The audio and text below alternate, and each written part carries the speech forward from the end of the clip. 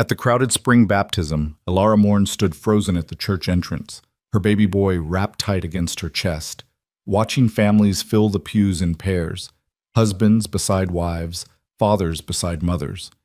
The priest's words still burned in her ears. Without a father or male guardian present, I cannot proceed with the blessing. Her cheeks flamed as dozens of eyes turned toward her, their judgment sharp as winter frost. In that moment of crushing humiliation, she made a decision that would change 3 lives forever.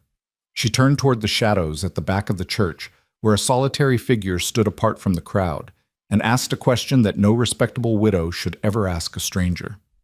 Before we begin this story of courage, sacrifice, and unexpected love, I invite you to stay with me until the very end, and please, leave a comment telling me what city or country you're watching from.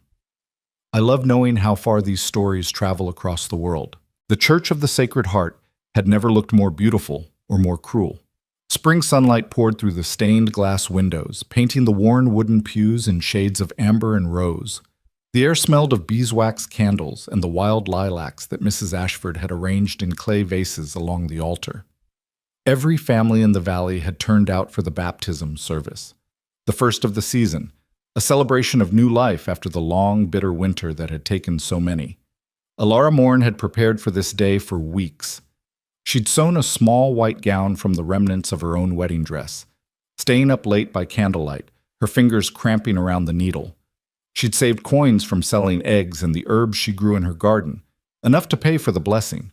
She'd washed her hair in rosemary water and pinned it beneath her widow's bonnet, trying to look respectable, trying to look like she belonged among the other mothers.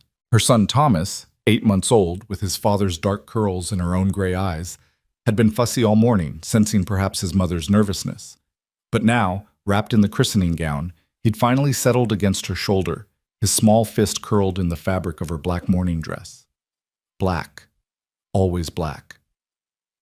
It had been 14 months since the fever took her husband, Henry, and still the town expected her to wear the color of grief like a brand. Elara had arrived early, hoping to slip into a pew near the back, to go unnoticed among the crowd. But as family after family filed past her, she began to understand that something was wrong. The Hawthorns, who lived just down the road, averted their eyes as they passed. Mrs. Sullivan clutched her husband's arm tighter, whispering something behind her gloved hand. The Brennan boys, usually so friendly, suddenly found the floor fascinating. When Elara finally gathered the courage to step toward an empty pew, Mrs. Ashford, the minister's wife, a woman whose charity was as legendary as her judgment, placed a firm hand on the pew's edge. "I'm sorry, dear," Mrs. Ashford said, her voice pitched low, but not low enough. "These seats are reserved for the baptism families." "I am a baptism family," Elara replied, keeping her voice steady despite the trembling that had started in her hands. "I'm here for Thomas's blessing." Mrs. Ashford's lips pressed into a thin line, her eyes flickering to the baby and then away, as if the sight of him caused her pain. "Yes, well, about that. Reverend Ashford will need to speak with you before the ceremony begins. Perhaps you should wait in the vestibule." The vestibule. The place where latecomers stood, where the drunk and the disorderly were asked to wait until they could comport themselves properly. Elara's cheeks burned, but she nodded and turned away, feeling the weight of every gaze in that church pressing against her back like physical hands, pushing her toward the door, pushing her out. She stood in the vestibule for 20 minutes, listening to the organ music swell, listening to the congregation sing the opening hymn. Thomas began to fuss again, hungry and confused, and she rocked him gently, humming under her breath, trying to calm him, trying to calm herself. When Reverend Ashford finally appeared, his face was grave with the kind of regret that comes too easily to those who have never truly suffered. "Mrs. Morn," he began, and even his voice was wrong, too gentle, too pitying. "I'm afraid there's been a complication with Thomas's baptism." "What complication?" Elara asked, though some part of her already knew, some part of her had known since the moment Mrs. Ashford refused her a seat.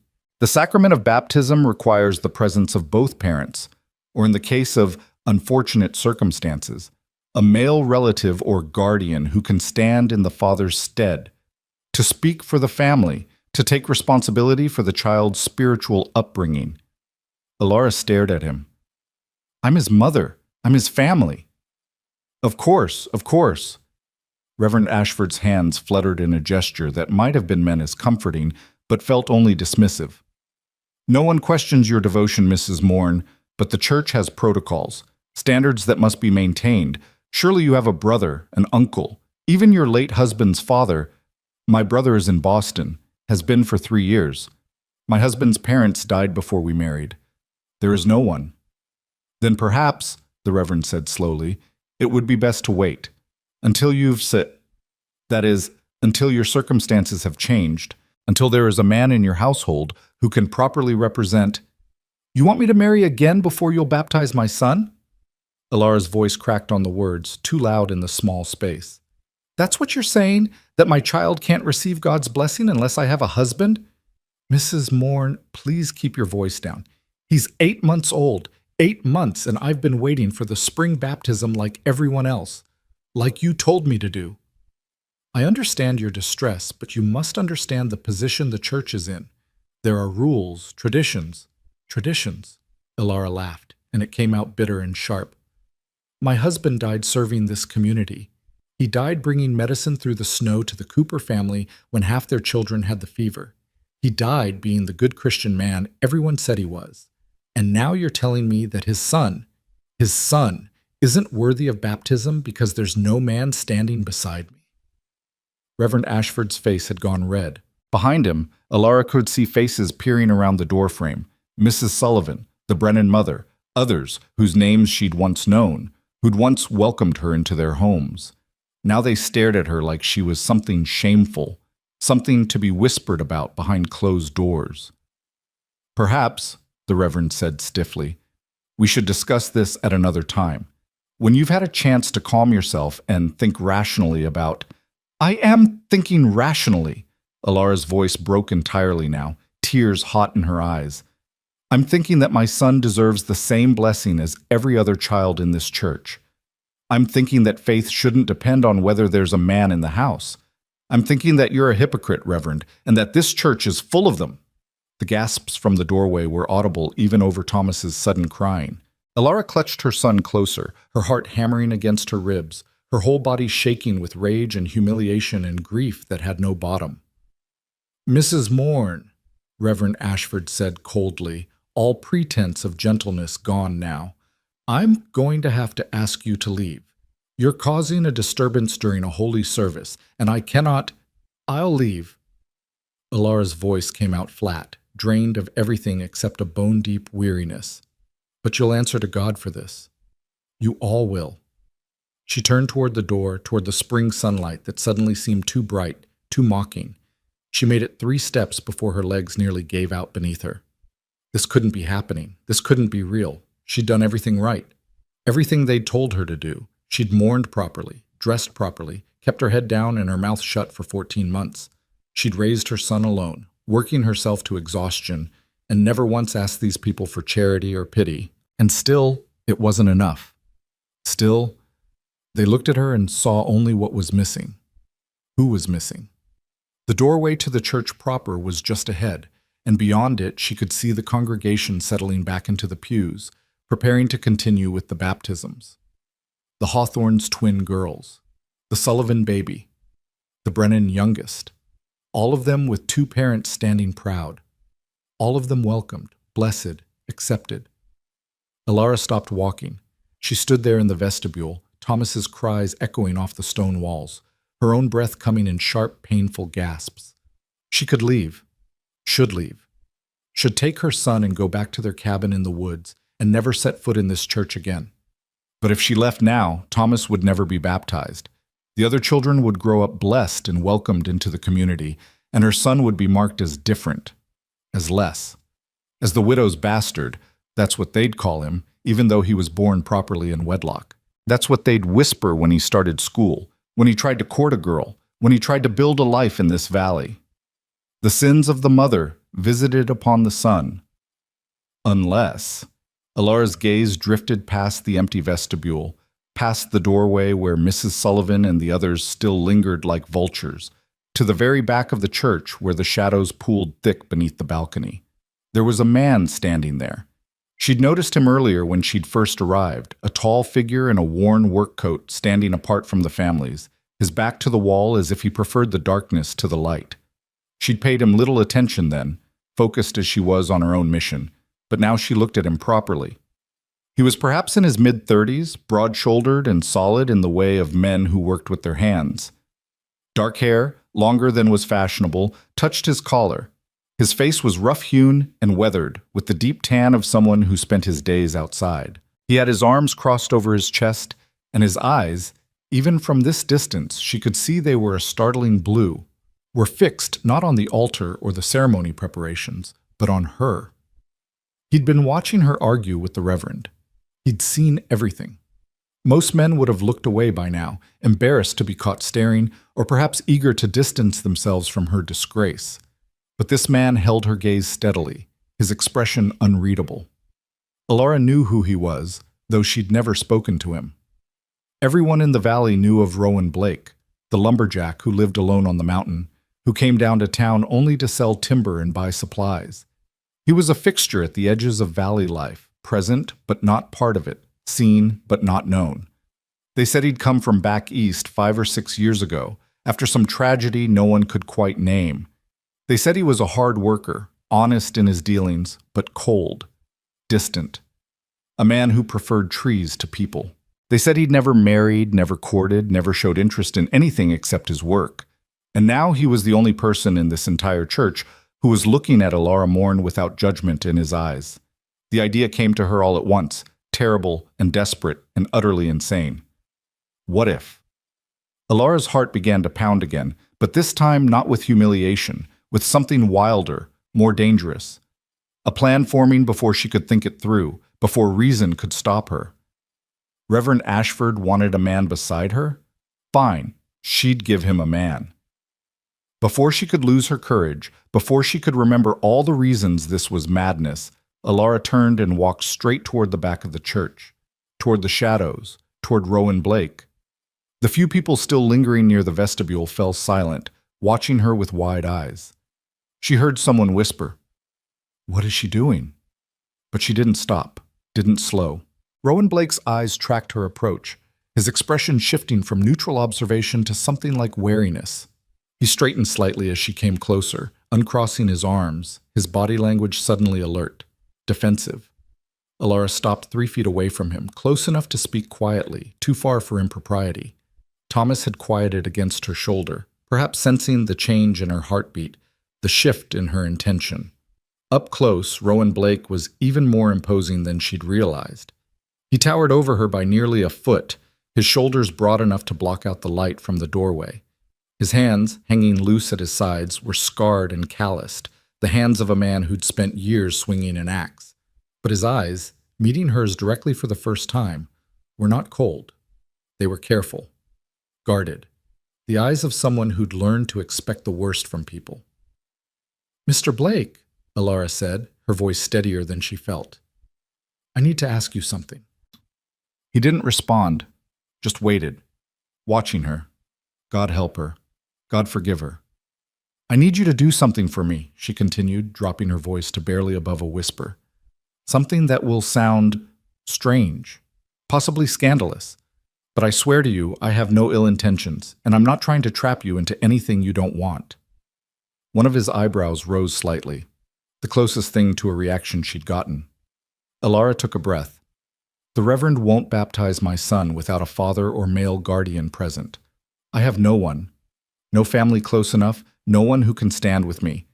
But if you were willing—" The words stuck in her throat, too absurd to speak aloud. "If I what?" His voice was deeper than she'd expected, rough with disuse, as if he didn't speak often enough to keep it smooth. "If you would pretend," Alara forced out, "just for today, just for the ceremony, if you would stand beside me and pretend to be Thomas's father or his guardian, just long enough for the blessing." Rowan Blake stared at her. The silence stretched so long that Alara's courage began to crack, shame flooding in to fill the spaces where desperate hope had been. "I know it's an outrageous request," she said quickly, "and I have no right to ask it of you. We're strangers. You owe me nothing, but I have no one else to turn to. And my son, He deserves this blessing. He deserves to be welcomed into this community, even if I'm not.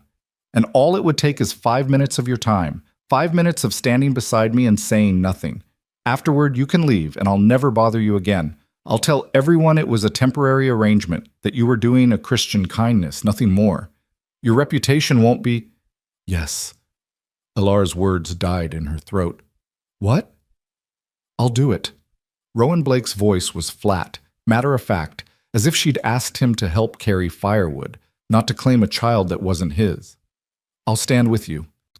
She stared at him, searching his face for mockery, for cruelty, for any sign that this was a joke at her expense. But his expression remained serious, those blue eyes steady on hers. You will? That's what you asked, isn't it? Yes, but— Alara shook her head, trying to clear the fog of shock. Mr. Blake, do you understand what I'm asking? People will talk. They'll make assumptions about us, about Thomas. They might think that you and I— People always talk. He said it simply, as if it were a fact of nature, like rain or snow. Doesn't matter much what they say. It might matter to you, later. When— Mrs. Morn— He cut her off gently, but firmly. Do you want my help or not? And there it was. The simple question, stripped of all the complications she was trying to heap onto it. Did she want this? Did she want to walk back into that church with this strange, solitary man beside her and claim him as family, even falsely? Thomas stirred against her shoulder, making a small sound of contentment. His tiny hand gripped the fabric of her dress, trusting completely in her to make the right choice. Yes, Alara whispered. Yes, I want your help. Rowan Blake nodded once, sharp and decisive. Then he did something that shocked her more than his agreement. He held out his arms. May I? For a moment, Alara didn't understand. Then she realized he was asking to hold Thomas. You don't have to. If I'm meant to be his father, even for pretend, it'll look strange if I don't hold him. His logic was unassailable, but still Alara hesitated. She'd let no one hold Thomas except herself since Henry died. No one. The midwife, Mrs. Chen, had tried once, and Alara had nearly snapped her head off. The thought of giving her son to a stranger, even for a moment. But Rowan Blake's hands remained outstretched, patient and steady, and his eyes met hers with something that might have been understanding. Slowly, carefully, Alara shifted Thomas from her shoulder and passed him into those large, scarred hands.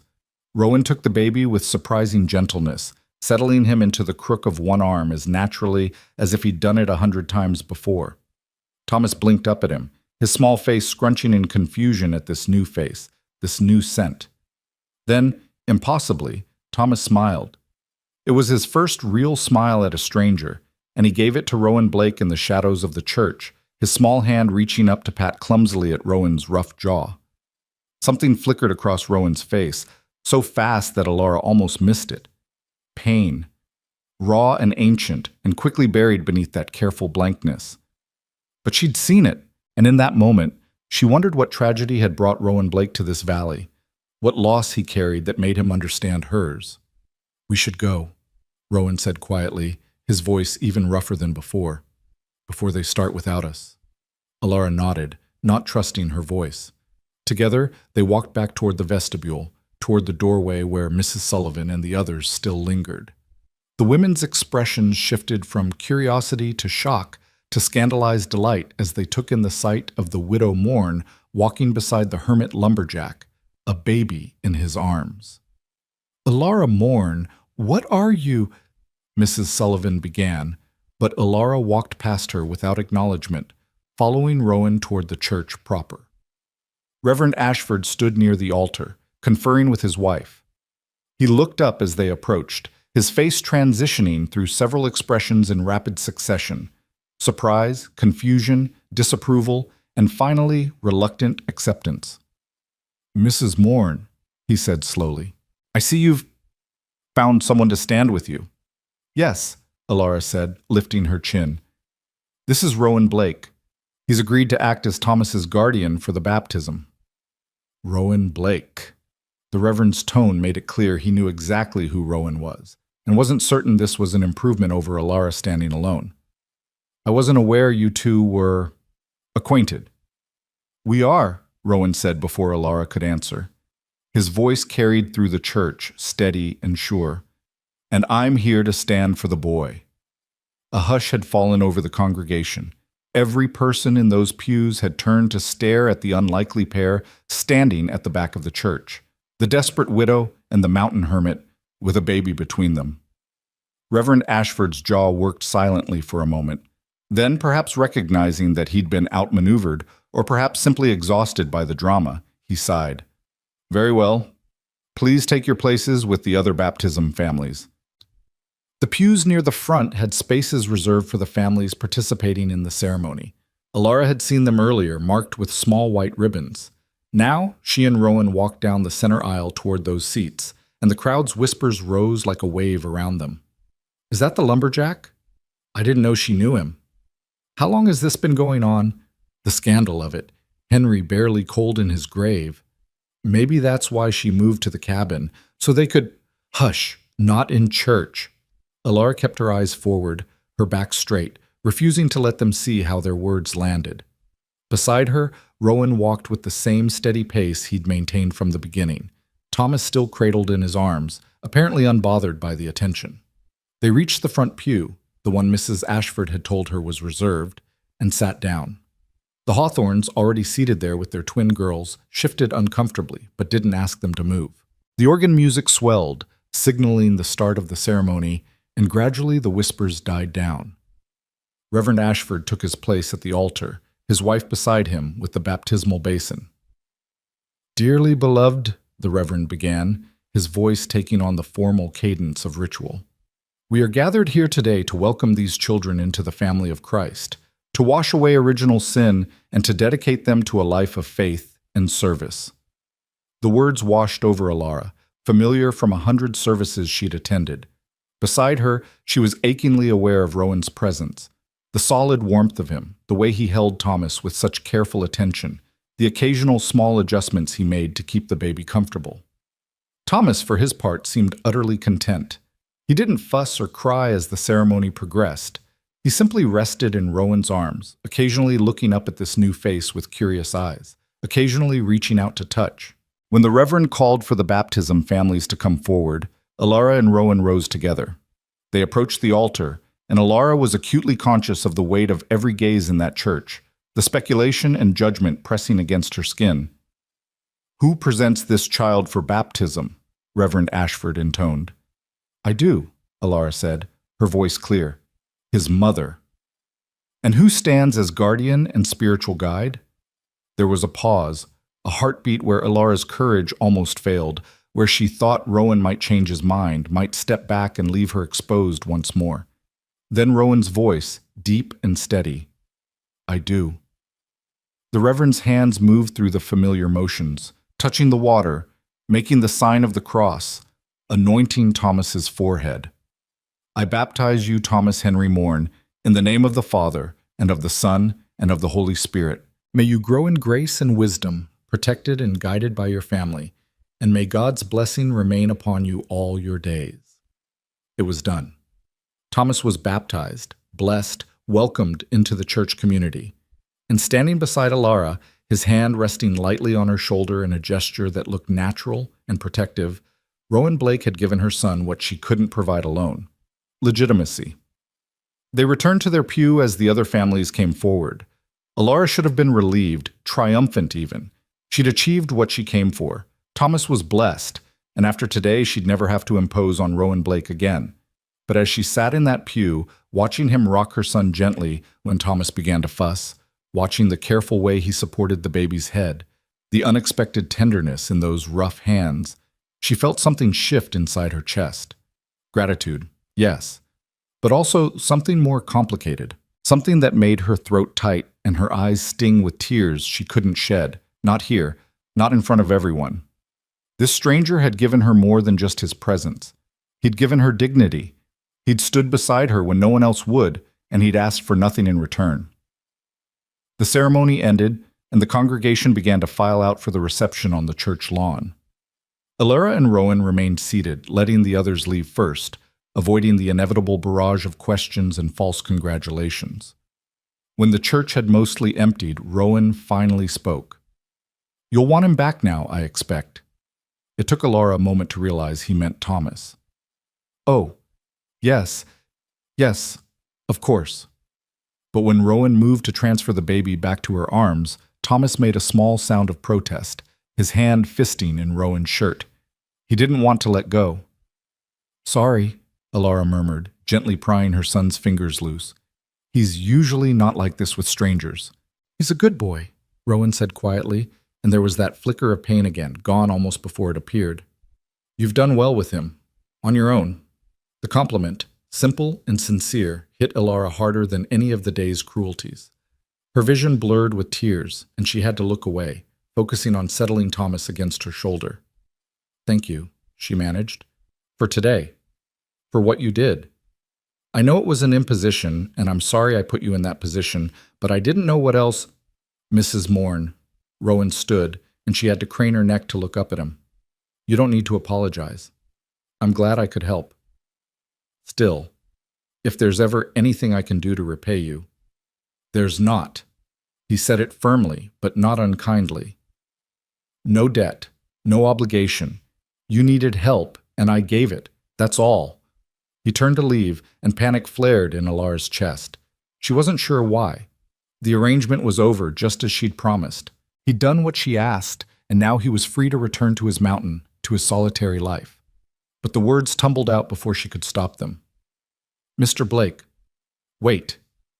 He paused, looking back.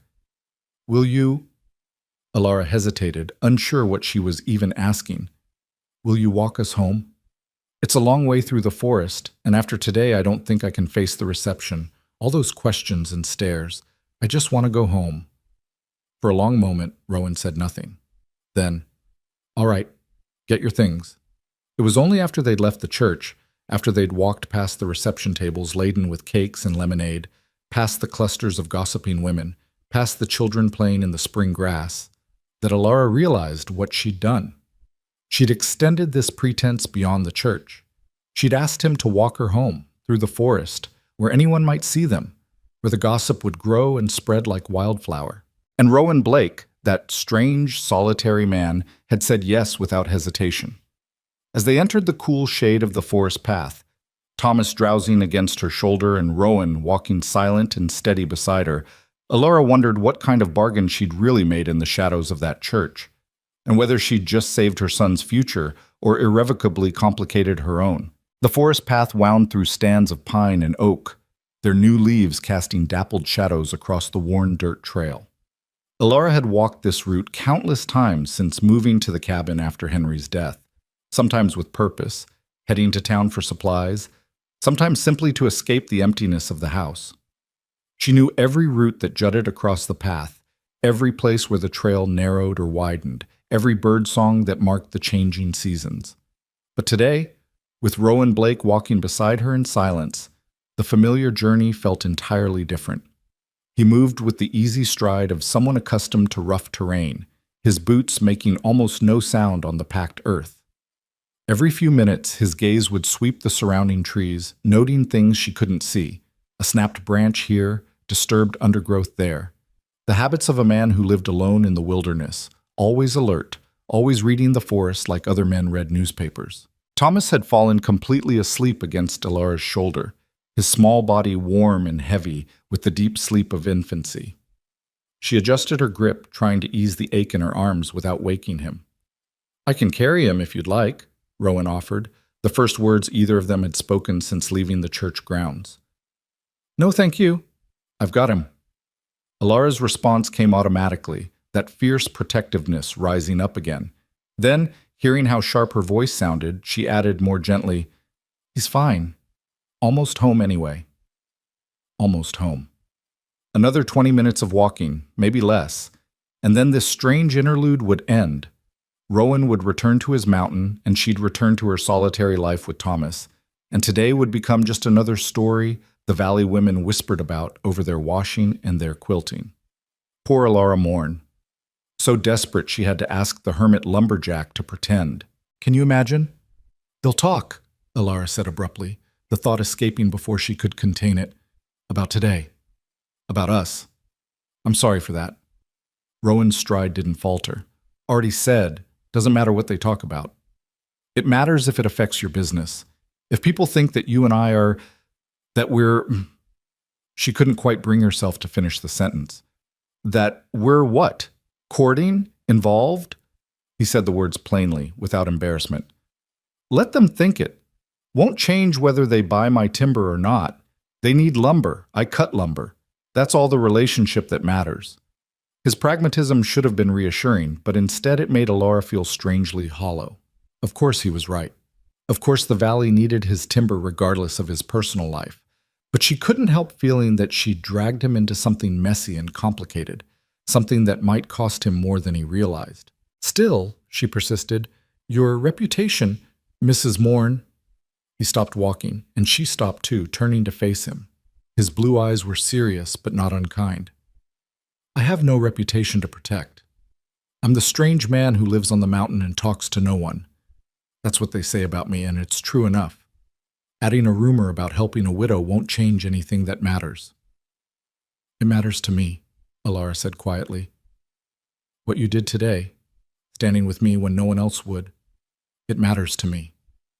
Something shifted in Rowan's expression, a crack in that careful blankness. For just a moment she saw something raw underneath, loneliness maybe, or recognition, the look of someone who understood exactly what it meant to stand alone. Then it was gone, and he was turning back to the path, resuming his steady pace. Your cabin's just ahead, isn't it? Through that clearing? Alara blinked at the abrupt change of subject, but followed his lead. Yes, just past the old oak. They walked the remaining distance in renewed silence, emerging from the forest into the small clearing where her cabin stood. It was a humble structure, one room with a loft, really, built by Henry's father 40 years ago. The logs were weathered but solid, and the roof was tight thanks to repairs Henry had made the autumn before he died. There was a small vegetable garden plot, empty now except for a few winter-hardy herbs, and a chicken coop that housed her 4 hens. Smoke curled from the chimney. Alara frowned, confused, before remembering. She'd banked the fire before leaving that morning, but hadn't let it die completely. It must have revived itself in the hours she'd been gone. It's not much, she said, feeling suddenly self-conscious about the humble dwelling. But it's home. Rowan's gaze swept across the clearing, taking in the cabin, the garden, the small woodshed beside the coop. His eyes lingered on something near the porch, and his expression tightened almost imperceptibly. Your porch step is cracked, he said. 3rd one from the top.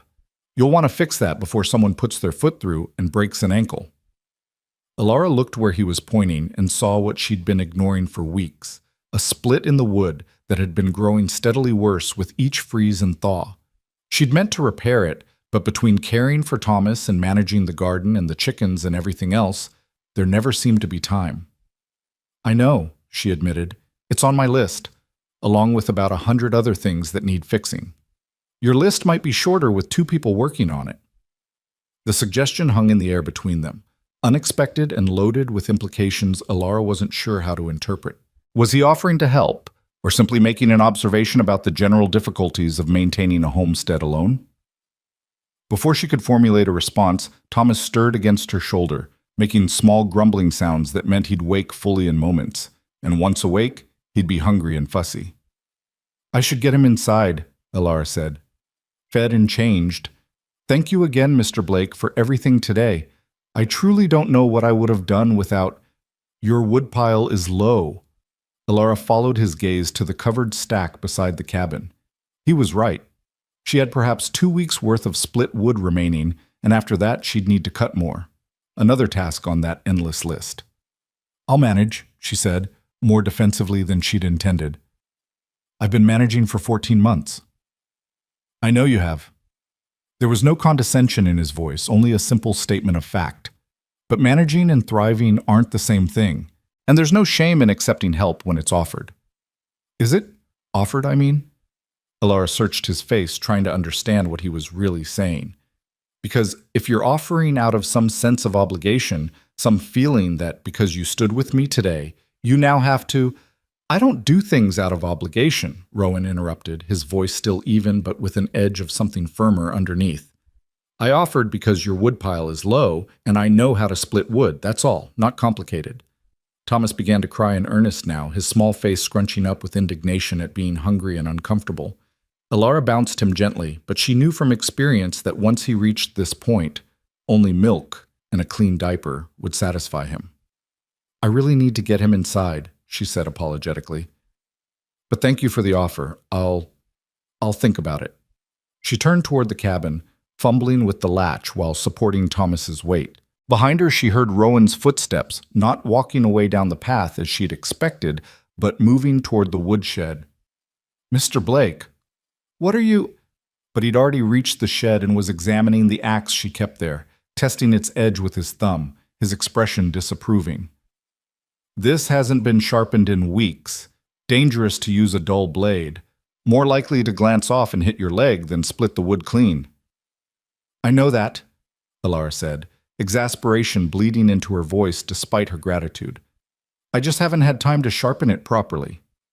Thomas's cries escalated to proper wailing, and Alara gave up on the conversation, pushing through the cabin door and into the dim interior.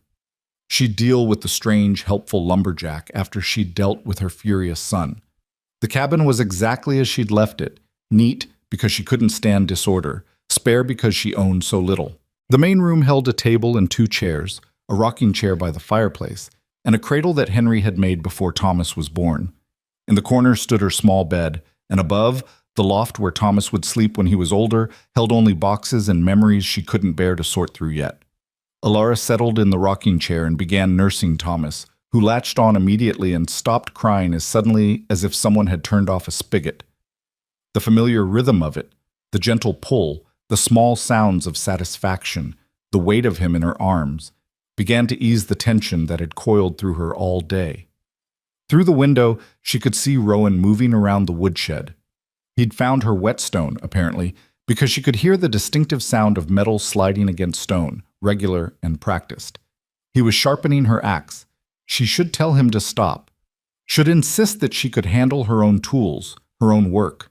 But Thomas was feeding, and she was tired, so tired, and the sound of someone else taking care of something, anything, was strangely comforting.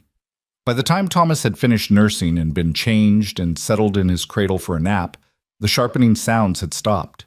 Alara peered through the window and saw no sign of Rowan. He must have left while she was distracted with the baby. Good. That was good. He'd done his kindness and gone home just as they'd implicitly agreed. But when she opened the door to check on the chickens before starting her own belated lunch, she nearly collided with Rowan on the porch. He was crouched down, examining the cracked step with a focus that suggested he'd been there for several minutes. You didn't leave, Alara said stupidly. Hadn't finished yet. He ran his hand along the crack, testing the wood's integrity. This whole step needs to be replaced.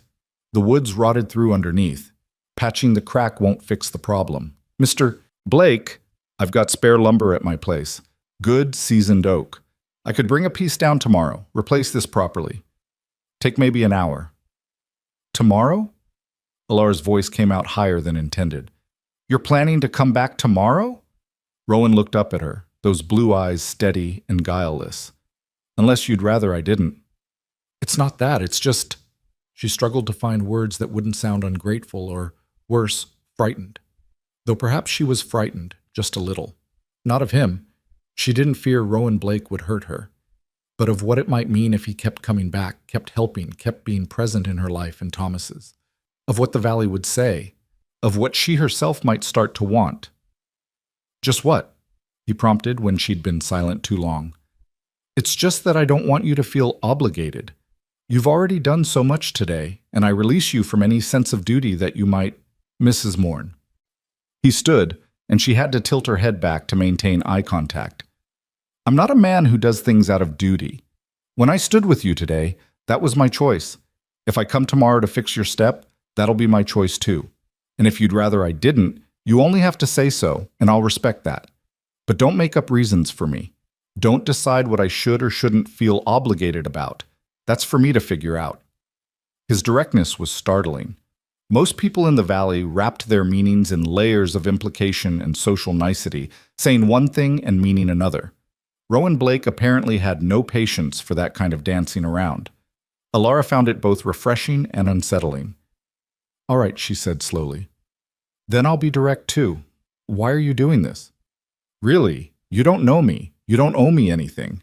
So why offer to come back and fix my porch? Why stay and sharpen my axe when you could have left an hour ago?"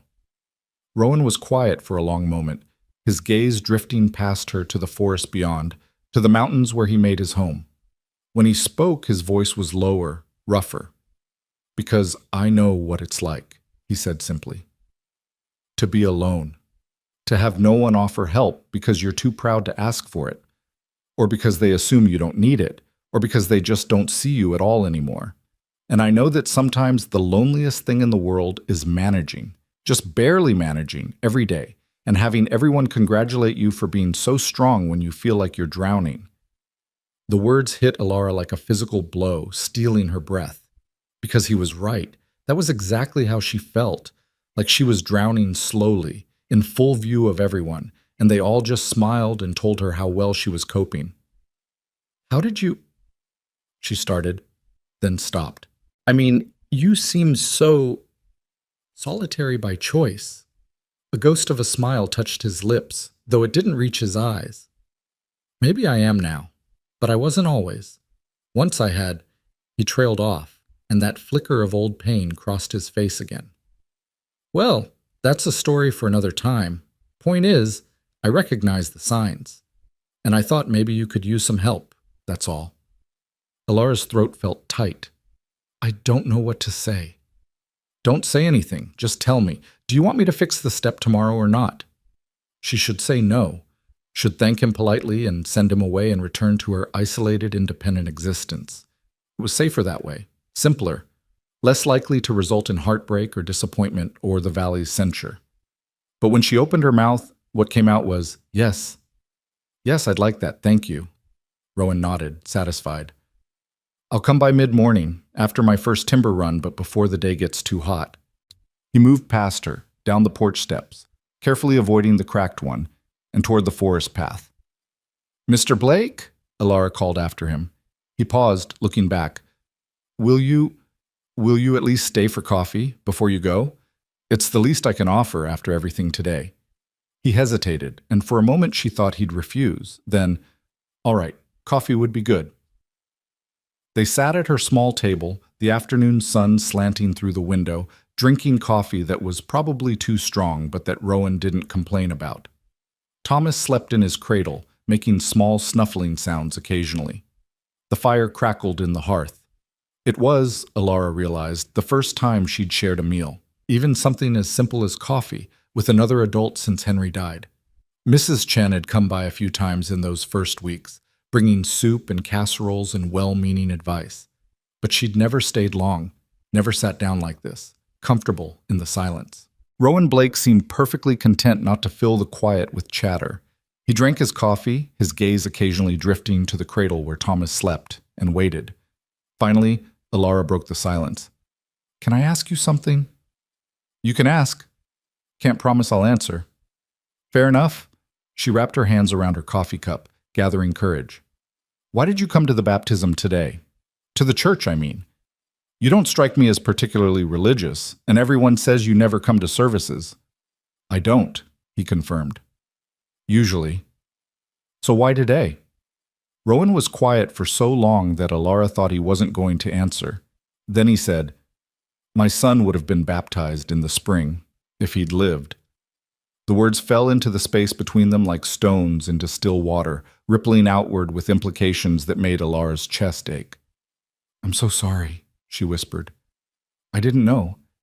I didn't mean to." "No one knows. It was a long time ago. Before I came here." He stared down into his coffee cup as if it held answers to questions he'd stopped asking. He and his mother, fever took them both. Same year, different seasons. She went first in the winter. He followed in spring, 3 days before his baptism date. "Oh, God. Rowan, I'm so—" "Don't." He looked up, and his eyes were dry but haunted.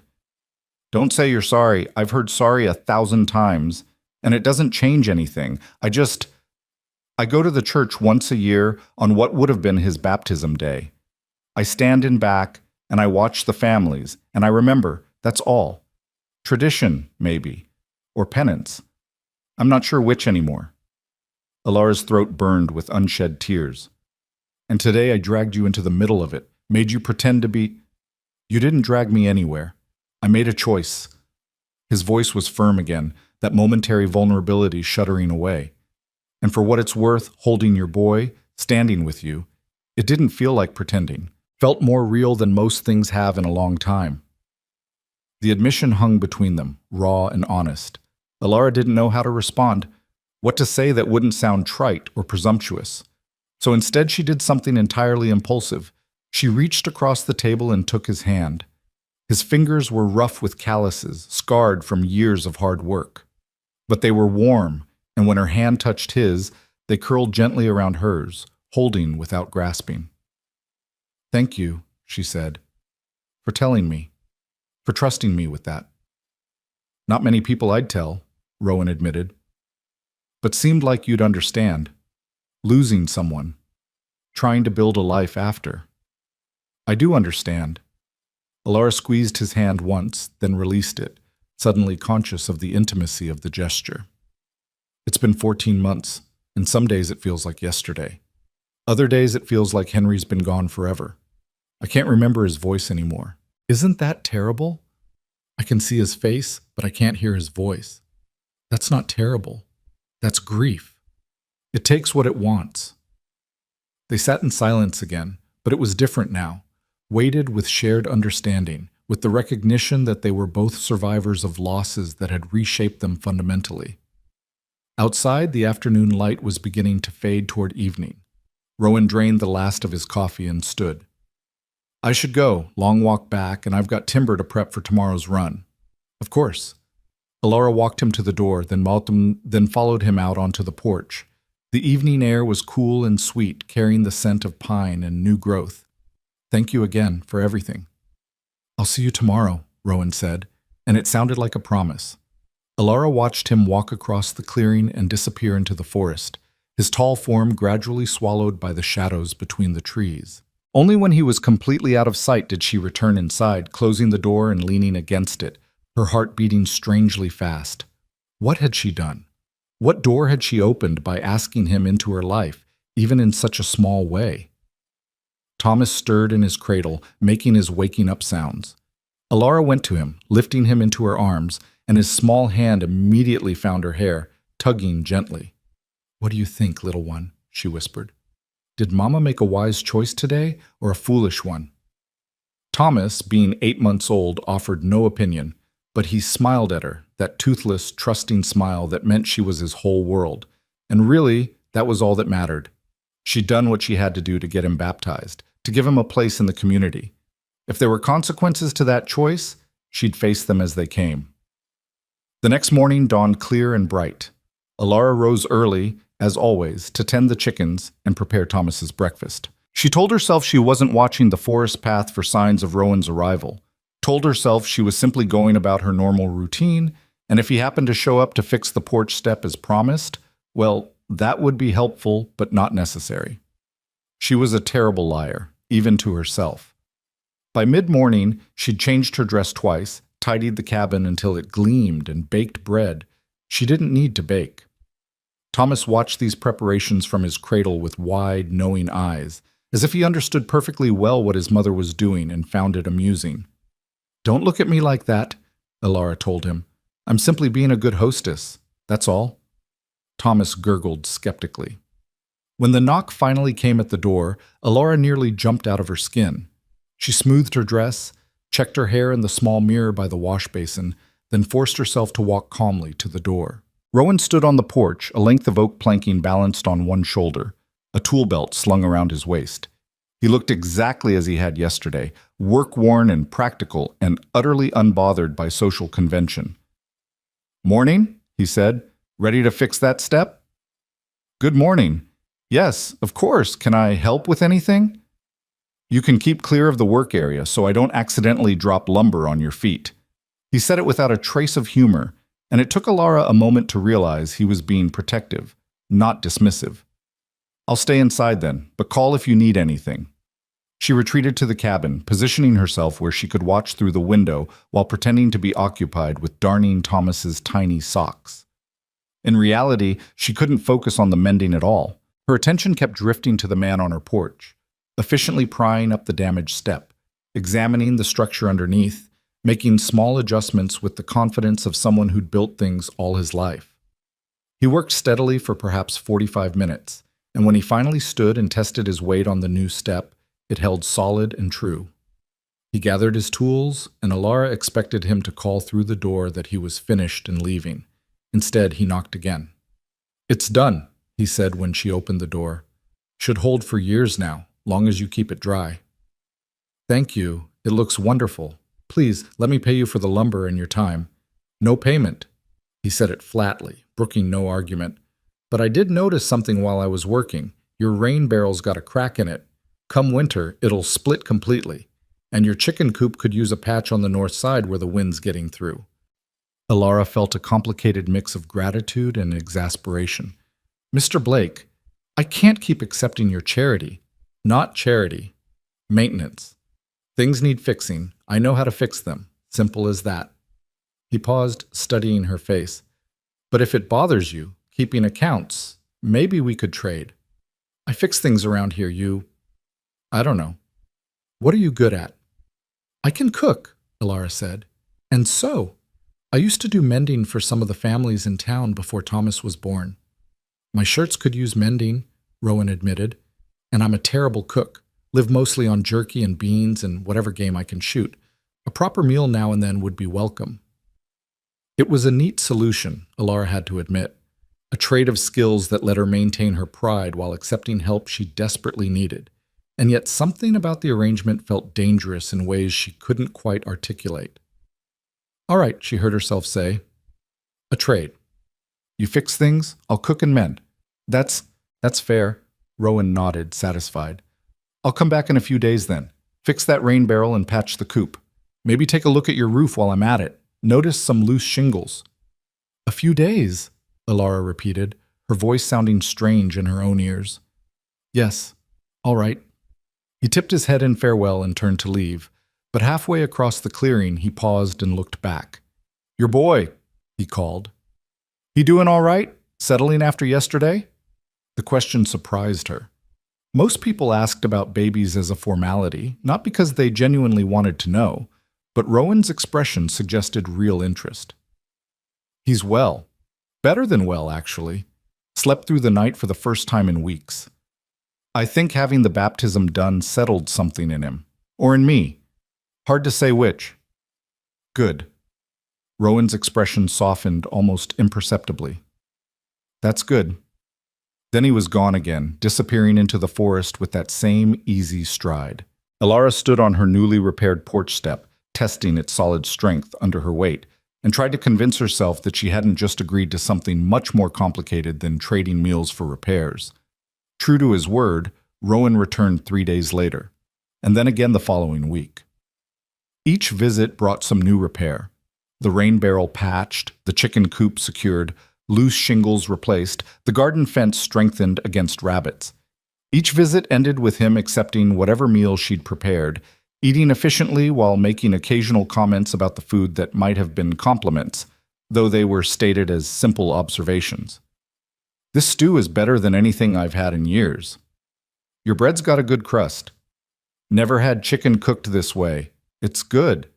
And each time before he left, he'd check on Thomas. Not in the perfunctory way of someone fulfilling a social obligation, but with genuine attention. He'd crouch beside the cradle and talk to the baby in that low, rough voice, telling him about the trees he'd cut that week, the deer he'd seen on the mountain, the weather patterns he'd observed. Thomas, for his part, seemed utterly enchanted. He'd track Rowan's movements with his eyes, reach for him when he came close, fuss when he prepared to leave. "He's attached to you," Alara observed one afternoon, watching her son grab desperately for Rowan's finger. "I've never seen him take to anyone like this." "Babies know who's safe," Rowan said, letting Thomas grip his finger with surprising strength. "They've got good instincts." "Do you want to hold him while I finish preparing dinner?" It had become a routine. Rowan holding Thomas while Alara cooked, the baby content in those strong arms, occasionally babbling nonsense that Rowan would respond to as if it were serious conversation. "You think so?" Rowan would say gravely in response to Thomas's ba-ba-ba-da. "That's an interesting point. I'll have to consider that." Watching them together, Alara felt something unfurl in her chest, something warm and frightening and entirely inappropriate. She tried to tamp it down, to remind herself that this was a business arrangement, a trade of services, nothing more. But it was becoming harder to maintain that fiction with each passing week. The valley noticed, of course. How could they not? The hermit lumberjack was seen regularly on the path to the widow's cabin. He was spotted carrying lumber, tools, once even a small rocking horse he'd carved. The gossip grew from whispers to open speculation. Mrs. Sullivan stopped Alara in town one day, her expression carefully neutral. "I see Mr. Blake has been helping around your place." "He's made some repairs," Alara confirmed, her voice carefully level. "In exchange for meals. It's a fair trade." "I'm sure it is, dear, I'm sure it is." But Mrs. Sullivan's tone suggested she thought it was anything but. Alara held her head high and continued her shopping, refusing to justify herself further. Let them talk. Let them speculate. She was doing nothing wrong, just surviving, just accepting help offered freely. But that night, lying in bed and listening to Thomas's soft breathing from the cradle, she couldn't deny the truth. Rowan Blake had become part of her life in ways that went far beyond simple repairs and traded meals. She looked forward to his visits with an anticipation that had nothing to do with the work he'd do and everything to do with his presence, his steady calm, his dry humor, his unexpected gentleness with Thomas.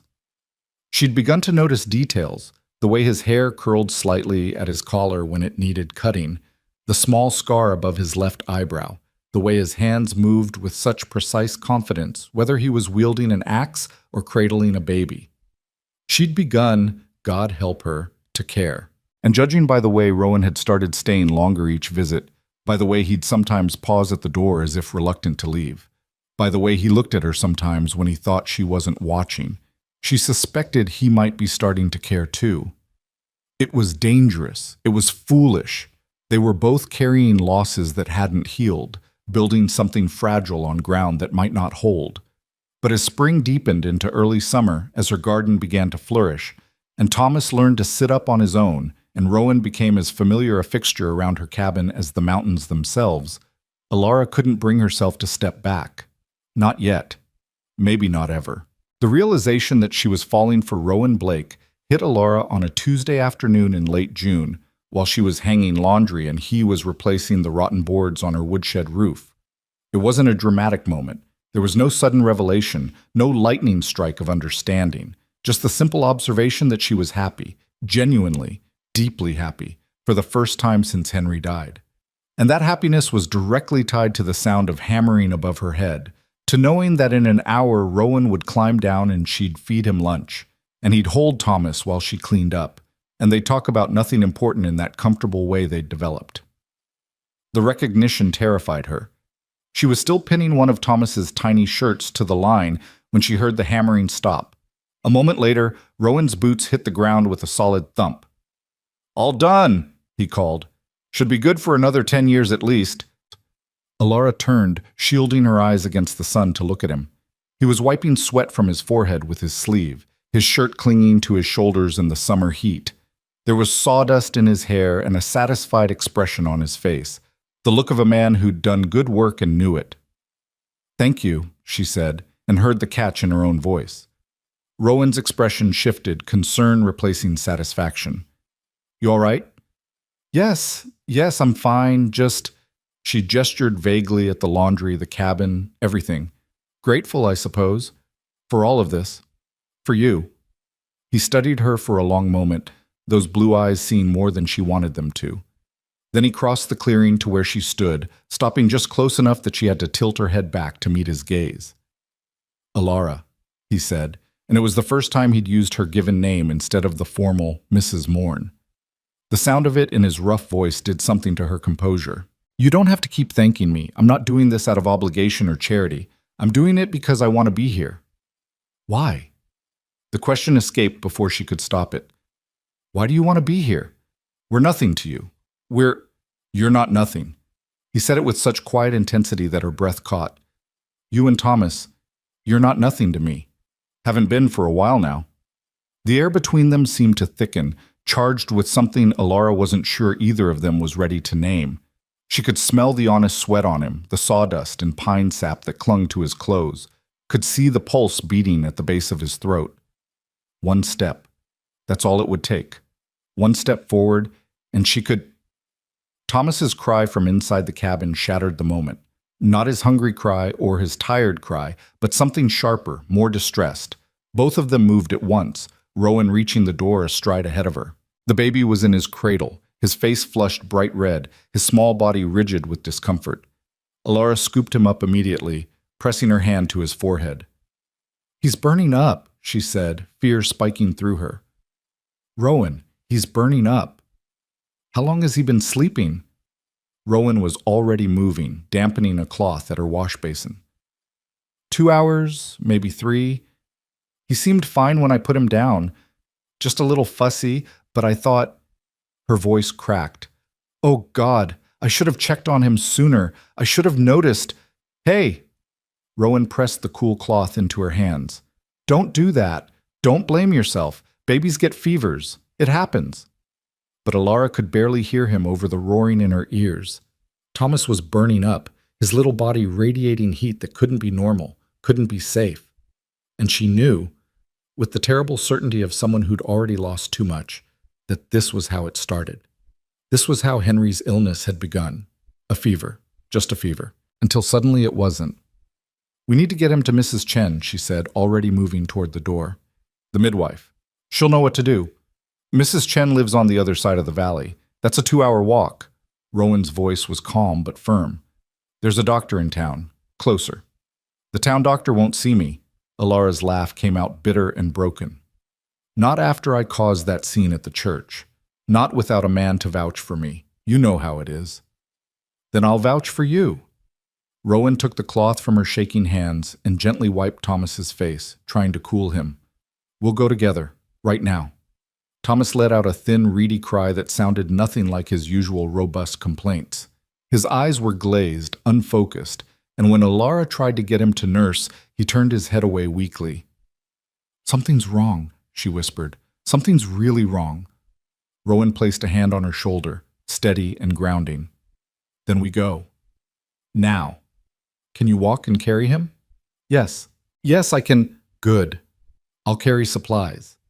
He was already moving, gathering a clean cloth, the water flask, a blanket to shield Thomas from the sun. His movements were quick and efficient, no wasted motion, no panic. Which way to the doctor? Through town, Main Street, blue house with white shutters. But Rowan, if he won't see us, he'll see us. There was something hard in Rowan's voice now, something that suggested anyone who tried to turn them away would regret it. Come on. They set off at a pace just shy of running, Alara clutching Thomas to her chest, while Rowan kept close beside her, ready to steady her if she stumbled. The path through the forest seemed endless, every root and rock a potential disaster. Thomas had gone frighteningly quiet, his small breaths coming fast and shallow. Talk to me, Rowan said as they walked. Keep talking. Tell me about when he was born. Was it an easy birth? Alara understood what he was doing, keeping her focused, keeping her from spiraling into panic. She forced words through her tight throat. Long. It was long. Nearly 20 hours. Mrs. Chen said he was stubborn even then, taking his time. Takes after his mother, then. Despite everything, Alara almost smiled. Henry said the same thing. He waited with me the whole time, right outside the bedroom. Mrs. Chen finally had to tell him to go chop wood or something useful because his pacing was making her nervous. Sounds like a good man. He was. Alara pressed her lips to Thomas's hot forehead. He would have loved him so much. Would have been such a good father. He is being a good father, Rowan said quietly. Through you. Everything you're doing for Thomas. That's Henry, too. That's his love working through you. The words cracked something open in Alara's chest, and tears burned behind her eyes. But there was no time for crying, no time for grief. Thomas needed her strong right now. They emerged from the forest path onto the road that led to town. Even from a distance, Alara could see people on the main street going about their daily business. Her stomach clenched. By tonight, everyone would know she'd come running to town with the lumberjack. The gossip would reach new heights. Let them talk, she thought fiercely. Let them say whatever they want. My son needs help. The doctor's house stood on a quiet street just off the main square. Dr. Morrison was a stern man in his 60s, respected in the valley for his skill, but known for his rigid adherence to propriety. Alara had never had reason to visit him before. Mrs. Chen had attended Thomas's birth, as she attended most births in the valley. Rowan reached the door first and knocked sharply. When no immediate answer came, he knocked again, louder. The door opened to reveal Dr. Morrison himself, his gray hair neatly combed, his expression already pinching with disapproval at the urgency of the summons. Yes? What's the meaning of... He stopped when he saw Alara, recognition flashing across his face. Then his gaze moved to Rowan, and his disapproval deepened. I see. My son needs help, Alara said, her voice shaking but clear. He has a high fever. He won't eat. Please, Dr. Morrison, please look at him. The doctor's expression didn't soften. Mrs. Morn, I'm afraid my schedule is quite full today. Perhaps Mrs. Chen is 2 hours away, Rowan interrupted, his voice low and dangerous. This child needs a doctor now, not in 2 hours, now. Mr. Blake, I presume. Dr. Morrison's tone was icy. I've heard about your arrangement with Mrs. Morn. However, that doesn't give you the right to make demands on my time. There are protocols, proper ways of requesting medical attention. To hell with protocols. Rowan moved closer, and though he didn't touch the doctor, his size alone was intimidating. There's a sick baby who needs help. That's the only thing that matters. Now, are you going to do your job, or do I need to carry this child to the next town and find a doctor who actually cares about saving lives? Dr. Morrison's face flushed red. How dare you! Thomas chose that moment to make a sound that barely qualified as a cry, more of a thin, desperate wheeze. It was the sound of a child too sick to protest properly, and it cut through all the posturing and propriety like a knife. The doctor's expression shifted. Whatever his opinions about Ilara's reputation or Rowan's presumption, he was still a medical man at heart. He stepped back from the door. Bring him in, quickly. The examination room was clean and spare, smelling of carbolic and dried herbs. Doctor. Morrison directed Alara to lay Thomas on the examination table, then bent over him with practiced efficiency, checking his temperature, his breathing, listening to his chest, examining his throat. Alara stood to the side, gripping the edge of the table so hard her knuckles went white. Rowan was beside her, close enough that their shoulders touched, his presence solid and steadying. How long has he had the fever? Dr. Morrison asked, all business now. I don't know, maybe 3 or 4 hours. He seemed fine this morning, just a little fussy. Any other symptoms? Rash? Vomiting? No, nothing, just the fever, and now he won't nurse. The doctor continued his examination, his frown deepening. Finally, he straightened. It's croup. You can hear the inflammation in his breathing. It's relatively common in infants, especially during seasonal changes. The fever is concerning, but not immediately dangerous if we manage it properly. Relief crashed over Alara so hard she nearly collapsed. Rowan's hand found hers, squeezing gently. What do we do? She asked. How do we manage it? Cool baths to bring the fever down. Steam to help with the breathing. Boil water and let him breathe the vapor, but not too close or you'll scald him. And this? He moved to a cabinet and began measuring out a powder. Willow bark tea. 1/2 cup, 3 times a day. It'll help with the fever and the inflammation. He demonstrated how to prepare the tea, how to hold Thomas for the steam treatments, what danger signs to watch for.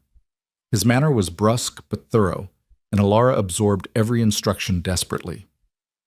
If the fever doesn't break by tomorrow evening, bring him back, Dr. Morrison said. And if his breathing becomes more labored, a rasping sound, or if he struggles to draw breath, come immediately. Don't wait. Thank you, Alara breathed. Thank you so much. What do I owe you?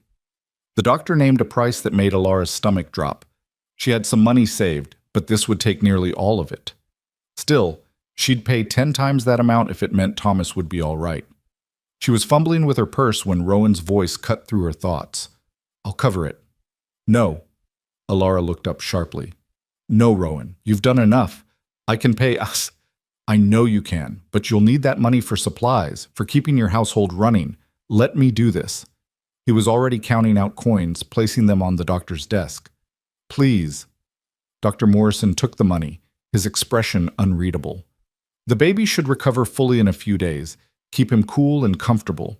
And Mrs. Morn," he paused, "whatever arrangements you've made in your personal life are your own business. But for what it's worth, you're fortunate to have someone willing to help you through this." It was as close to approval as they were likely to get. Alara nodded, not trusting herself to speak, and gathered Thomas back into her arms. The walk back to the cabin seemed even longer than the walk to town. Exhaustion dragged at Alara's limbs, and fear still clawed at her chest despite the doctor's reassurances. Croup could turn serious quickly. She'd heard stories of children who seemed fine one moment and were fighting for breath the next. "He'll be all right," Rowan said, as if reading her thoughts.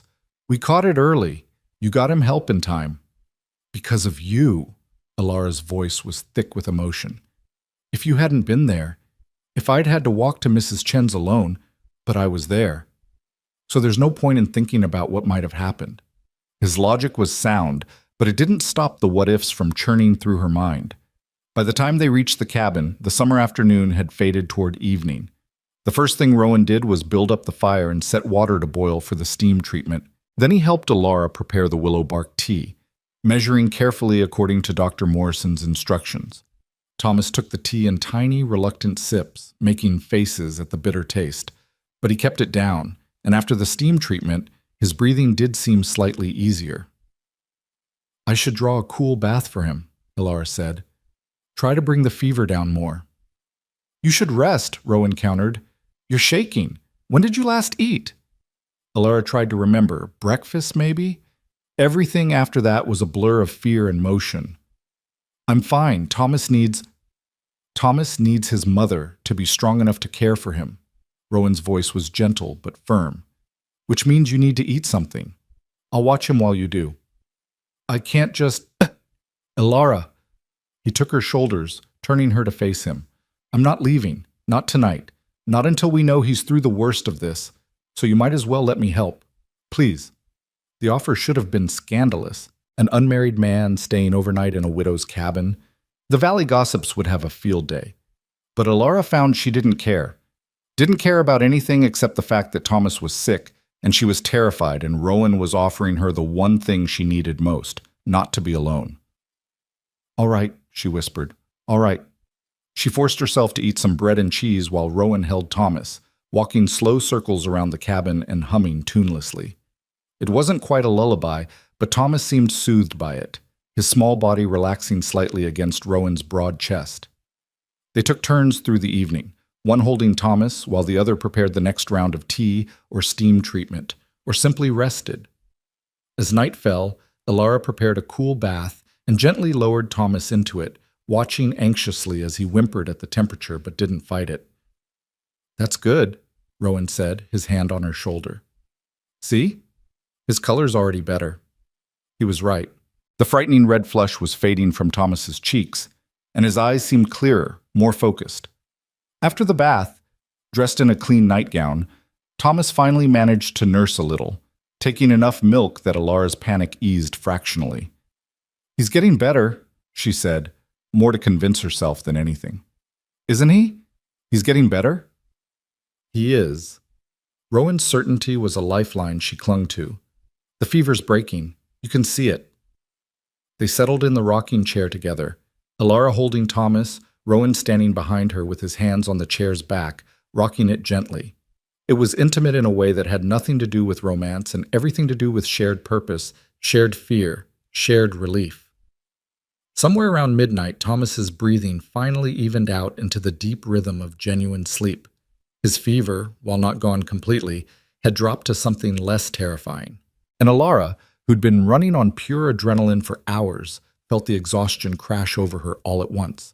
Her eyes drifted closed despite her best efforts to stay alert. The rocking chair's motion was hypnotic, and Rowan's presence behind her was so solid, so safe. "Rest," she heard him murmur. "I've got you. Both of you. Rest." And because she was too tired to fight, too grateful to protest, Alara let herself drift. The last thing she was aware of was Rowan's hand coming to rest gently on her shoulder, keeping watch while she finally let go. She woke to early morning light streaming through the window and the realization that she was in her bed, still fully clothed, with Thomas sleeping peacefully in his cradle beside her. She had no memory of getting there, which meant Rowan must have carried her at some point in the night. Panicked, she checked Thomas immediately.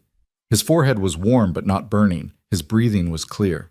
And when she lifted him, he opened his eyes and looked at her with something like his usual awareness, then let out a small, cranky cry that was the most beautiful sound she'd ever heard. A normal, healthy baby cry. "Thank God," she breathed, pressing her lips to his forehead. "Oh, thank God." A sound from the main room drew her attention. She carried Thomas out to find Rowan asleep in the rocking chair, his long legs stretched out awkwardly, his head tilted back at an angle that would give him a terrible crick in his neck. He'd stayed, all night, keeping watch. As if sensing her gaze, his eyes opened. For a moment he looked disoriented, then he focused on her and Thomas, and relief washed visibly across his face. "His fever?" he asked, his voice rough with sleep. "Better, much better. I think the worst has passed." Alara found she was smiling, actually smiling. "You were right. We caught it in time." Rowan stood, stretching with a wince.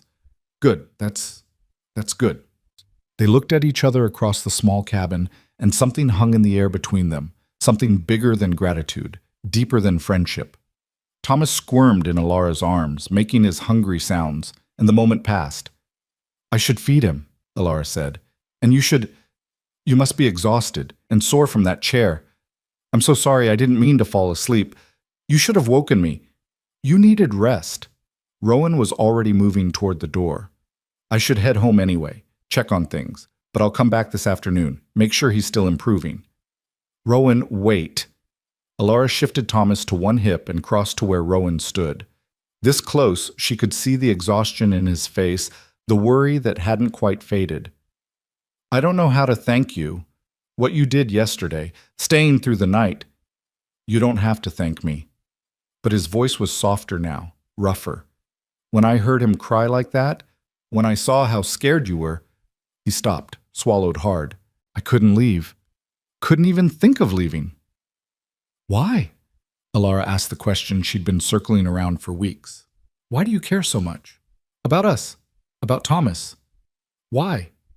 Rowan was quiet for a long time. Then he reached out, his calloused fingers gentle as they touched Thomas's small hand. The baby immediately grabbed his finger, holding tight. "Because," Rowan said slowly, "for 6 years I've been half alive, going through motions, existing but not living. And then you walked up to me in that church and asked me to pretend to be this boy's father. And for the first time since I lost my own son, I felt something besides grief and guilt and emptiness." His blue eyes met hers, and they were devastating in their honesty. "You and Thomas, you brought me back, made me remember what it feels like to care about something besides just getting through another day. So when you ask why I care, why I stayed, it's because you two gave me a reason to stay, gave me something worth protecting again." Alara's throat was too tight to speak. Thomas chose that moment to babble something. "Da-da-da!" reaching both hands toward Rowan now. They both froze. It was just baby babbling. Thomas had been making those sounds for weeks, random syllables that didn't mean anything, but this time the sounds were directed, intentional. He was reaching for Rowan and calling for him. "He doesn't mean," Alara started. "I know." But Rowan's voice had gone rough, and when he looked down at Thomas, there was something raw and broken and healing all at once in his expression. "I know he doesn't." But Thomas insisted. "Da-da-da," his little hands opening and closing, demanding. And slowly, carefully, Rowan reached out and took him from Alara's arms. The baby settled immediately, content against Rowan's chest, one small hand patting his jaw. "Da," Thomas said again, softer now, satisfied. And Rowan Blake, The lonely lumberjack who'd lost everything, who'd spent 6 years building walls around his heart, looked down at the child in his arms with tears gathering in his eyes. "Hey there, little one," he whispered. "You feeling better?" Thomas smiled up at him, that full, trusting baby smile. And something fundamental shifted in the small cabin, in the space between the three of them. This wasn't pretend anymore. Maybe it never had been. Alara watched them, this man and her son, this unexpected constellation of her life, and felt her heart make a choice her mind hadn't quite caught up to yet. Felt herself crossing a threshold she'd been approaching since that desperate moment in the church. "Rowan," she said quietly. He looked up, Thomas still cradled in his arms. "Don't go." The words came out barely above a whisper. "I mean, you should go home and rest, but then come back. Not just this afternoon. Come back and stay. For dinner, for the evening. I don't want—" And she took a breath, gathering courage. "I don't want to be alone anymore. And I don't think Thomas wants that either. Alara, I know it's improper. I know what people will say. But I stopped caring about that sometime last night when you were the only person in the world I trusted with my son's life. When you stayed up all night keeping watch so I could sleep. When you—" her voice cracked. "When you looked at him just now like he matters to you. Like we both matter to you." Rowan's throat worked, and for a moment she thought he might refuse, might step back and return to his mountain and his solitude, putting distance between them before things got any more complicated. Instead, he said, "You do matter to me, both of you, more than I probably should admit, more than I thought I'd ever care about anything again." "Then stay," Alara repeated. "Please." Thomas, apparently sensing the weight of the moment, made a small sound of agreement. Rowan's lips quirked, not quite a smile, but close. "All right," he said finally. "I'll go home, take care of what needs doing, but I'll be back by evening, and Alara—" He paused. "I want you to be sure about this, about what you're inviting, because once I start really being part of your lives, I don't know if I can step back again. I don't want you to step back." The certainty in her own voice surprised her. "I want you here. We want you here." Something in Rowan's expression eased, and for the first time since she'd met him, Alara saw him genuinely smile. Not that slight quirk of his lips, but an actual smile that reached his eyes and transformed his whole face. "Then I'll be back," he promised. "Count on it." He handed Thomas back to her reluctantly, the baby protesting the transfer with a small whine. Then Rowan touched Alara's cheek, just a brief brush of his fingers, but it sent warmth cascading through her, and headed for the door. Alara stood on the porch with Thomas in her arms, watching Rowan walk across the clearing toward the forest path. Just before he reached the trees, he turned back and lifted his hand in farewell. She waved back, her heart hammering against her ribs with something that felt dangerously like hope. Whatever was happening between them, whatever they were becoming, it was real now, acknowledged. And though it terrified her, though she knew the valley would have opinions and there would be complications ahead, Alara couldn't bring herself to regret it. Thomas had called Rowan Da, and Rowan had looked at her son with love. The rest, she thought, they'd figure out together. True to his word, Rowan returned that evening just as the sun was painting the sky in shades of amber and rose. Alara heard his footsteps on the porch. She'd learned to recognize his particular rhythm, steady and unhurried, and felt her pulse quicken in a way that had nothing to do with fear and everything to do with anticipation. When she opened the door, he stood there with a bundle wrapped in cloth tucked under one arm and a somewhat sheepish expression on his face. "Brought something," he said by way of greeting. "Wasn't sure if you'd need it, but thought it might help." He unwrapped the bundle to reveal several pieces of carved wood, smooth, sanded pieces that fit together to form a small chair, perfectly sized for a toddler. The craftsmanship was exquisite, each joint fitted with precision, the wood polished to a warm sheen. "For Thomas," Rowan continued when Alara didn't immediately respond, "for when he's bigger, old enough to sit at table properly. I carved his name into the back, see?" He turned the chair, and there it was, Thomas, carved in simple, elegant letters across the top rail. Something about seeing her son's name rendered permanent in wood, shaped by Rowan's hands, made Alara's eyes sting with unexpected tears. It's beautiful, she managed. When did you, how did you have time to? Been working on it for a few weeks now. At night, mostly. Gives me something to do besides think. He set the chair down carefully just inside the door. Wasn't sure when I'd give it to him, but after last night, after he... Rowan's voice caught slightly. Seemed like the right time. Thomas, who'd been playing contentedly on a blanket near the hearth, caught sight of Rowan and immediately began his demanding da-da-da refrain, arms outstretched. Rowan crossed to him without hesitation, scooping him up and lifting him high enough to make the baby squeal with delight. "How's he doing?" Rowan asked, his attention focused on Thomas's face, checking for any signs of lingering illness. "Fever still down?" "Gone completely," Alara reported, moving to stir the pot of stew she'd been preparing. "He nursed well this afternoon and kept everything down. Dr. Morrison was right. We caught it early enough." "Good." Rowan settled into the rocking chair with Thomas, who immediately grabbed a fistful of his shirt and began babbling an incomprehensible story. "That's real good." They fell into an easy rhythm that evening, Alara cooking while Rowan entertained Thomas, then eating together at the small table while Thomas dozed in his cradle. The conversation flowed naturally, comfortably, touching on small things and larger ones.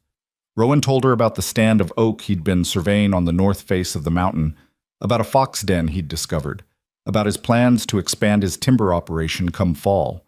Alara shared stories about Thomas's development, how he was trying to pull himself up on furniture now, how he'd discovered his own toes and was fascinated by them, how he smiled every time he heard a bird sing. Normal things, domestic things, the kind of conversation married couples had over dinner, sharing the details of their separate days. The thought sent a flutter of something through Alara's chest, not quite fear, not quite excitement, something in between. "You're quiet," Rowan observed after they'd cleared the dishes. "Something on your mind?" Alara dried her hands on her apron, trying to organize thoughts that felt jumbled and complicated. "I was just thinking about how natural this feels.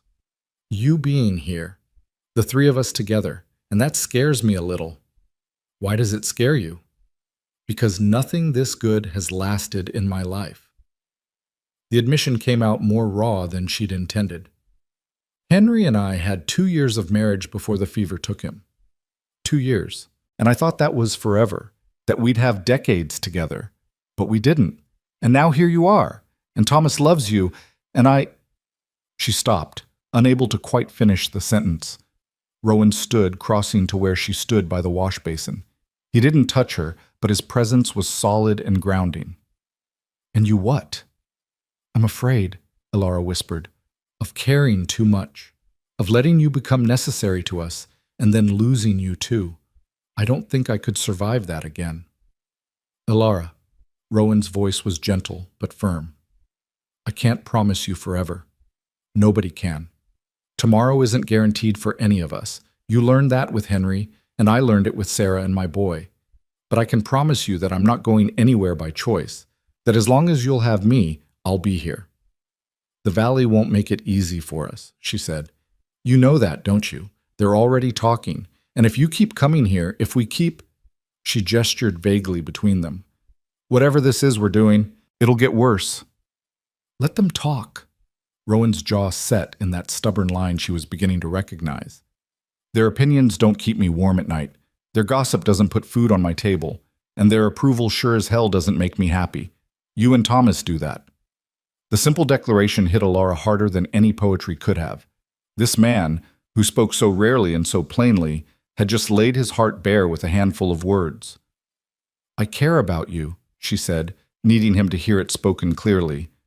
"More than I probably should after such a short time, more than is sensible or proper. But I do." Something shifted in Rowan's expression, relief and joy and vulnerability all at once. "I care about you too, both of you. Have for a while now." They stood there in the lamplight, the space between them charged with possibility. Alara could close that distance, could rise on her toes and kiss him and see where this careful dance they'd been doing might lead. But Thomas chose that moment to wake with a fussy cry, and the moment passed. Rowan stepped back, and Alara went to tend to her son, and they didn't speak of feelings again that night. But something had been acknowledged, Something had shifted from implicit to explicit. And when Rowan finally left near midnight, he paused at the door and said, "I'll be back tomorrow, and the day after that. As many days as you'll let me." "I'll let you," Alara said softly, "for as many days as we get." The pattern established itself quickly after that. Rowan came every day, sometimes early in the morning, sometimes in the afternoon. He brought timber to repair the cabin's weaknesses, supplies from town, once even a rocking horse he'd carved that made Thomas shriek with delight. But mostly, he brought himself. His steady presence, his quiet competence, his unexpected gentleness with Thomas. He taught the baby to clap his hands together, to play peekaboo behind his large scarred fingers, to laugh at funny faces. And he helped Alara with everything, splitting wood, hauling water, repairing the endless small things that broke on a homestead. He worked alongside her in the garden, his large hands surprisingly deft with delicate seedlings. He sat with her in the evenings while she mended clothes, their comfortable silence broken only by Thomas's babbling or the crackle of the fire. It felt like building something, like laying a foundation, brick by careful brick. The valley noticed, of course. How could they not? The hermit lumberjack had essentially moved into the widow's life, and the scandal of it grew with each passing week. Mrs. Sullivan stopped speaking to Alara entirely. The Hawthorns crossed the street to avoid her in town. Even Mrs. Chen, who'd been kind after Henry's death, looked at her with disappointment now. "People are talking, Alara," the midwife said one afternoon when they crossed paths at the general store. "They're saying things that aren't kind. About you and Mr. Blake, about Thomas, and who's really raising him." "Let them talk." Alara kept her voice level as she selected vegetables, refusing to show how the words stung. "I'm doing nothing wrong. Rowan is helping me maintain my home. That's all." "Is it?" Mrs. Chen's voice was gentle but skeptical. "Because it looks like more than that to everyone who sees you together. And Alara, dear, I'm worried about you. About your reputation and Thomas's future. If people start to think that you and Mr. Blake are involved before there's been a proper courtship, a proper proposal." "My private life is my own business," Alara interrupted, more sharply than she'd intended. "And Thomas is thriving. He's healthy and happy and loved. That's what matters." "But who's loving him?" Mrs. Chen pressed. "You or the lumberjack who's playing at being his father? What happens when Mr. Blake gets tired of playing house and goes back to his mountain? What happens to Thomas then, when the man he's calling Da disappears?" The words hit like physical blows because they echoed Alara's own deepest fears. What if Rowan did leave? What if this was temporary, a diversion for a lonely man, and once the novelty wore off, he'd remember that he preferred solitude? "He won't leave," Alara said, trying to convince herself as much as Mrs. Chen. "He cares about us. Maybe he does, right now. But Alara, you barely know this man. He's been in the valley for 6 years and no one knows anything about him. Where he came from, what he's running from. He's not running from anything. He lost his family, his wife and son. He came here to grieve, and he's been grieving alone all this time." Alara's voice rose despite her efforts to stay calm. "And now he's found a reason to stop grieving, to start living again. Is that so terrible?" Mrs. Chen's expression softened slightly. "No, dear, it's not terrible, but it is fast. And people worry when things happen too fast. They worry about what comes after."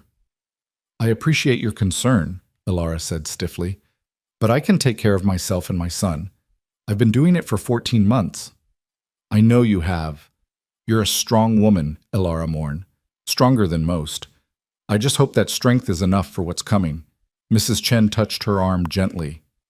"Because the valley can be cruel when it decides someone has stepped outside the lines."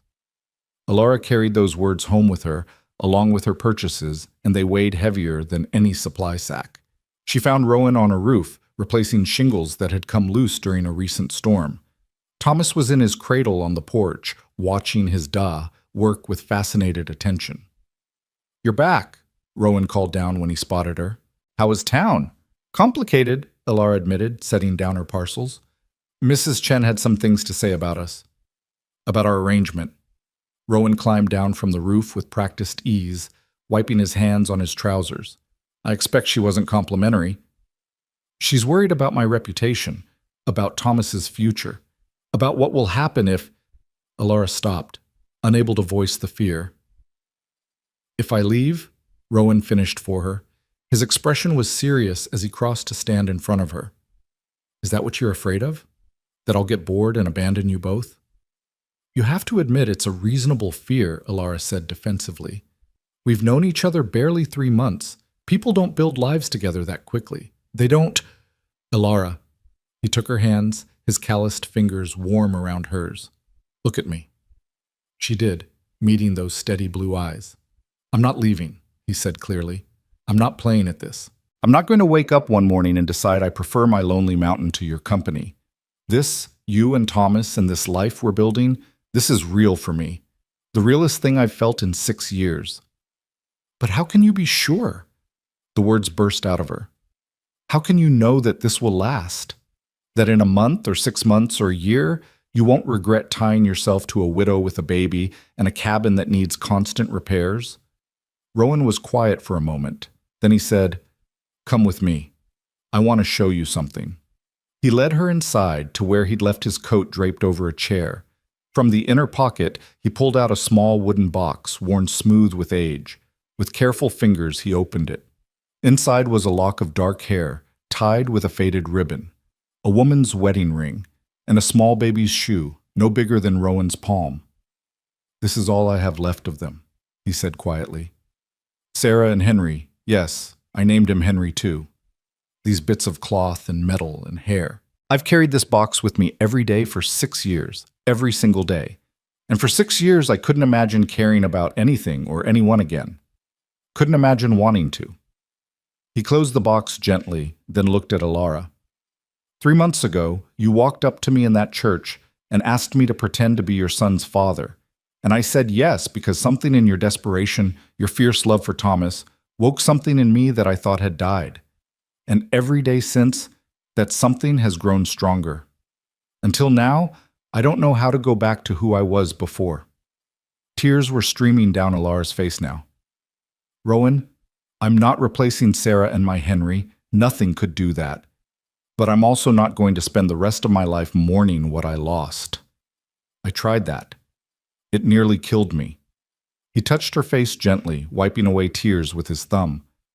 You and Thomas, you're not replacements. You're new. You're different. You're a second chance I never thought I'd get, and I'm not fool enough to walk away from that. I'm scared, Alara whispered. I'm so scared of loving you and losing you. I know, I'm scared too. His honesty was devastating. But I'd rather be scared with you than safe and alone. Wouldn't you? And when he put it like that, when he made it so simple and so clear, Alara found she had no argument left.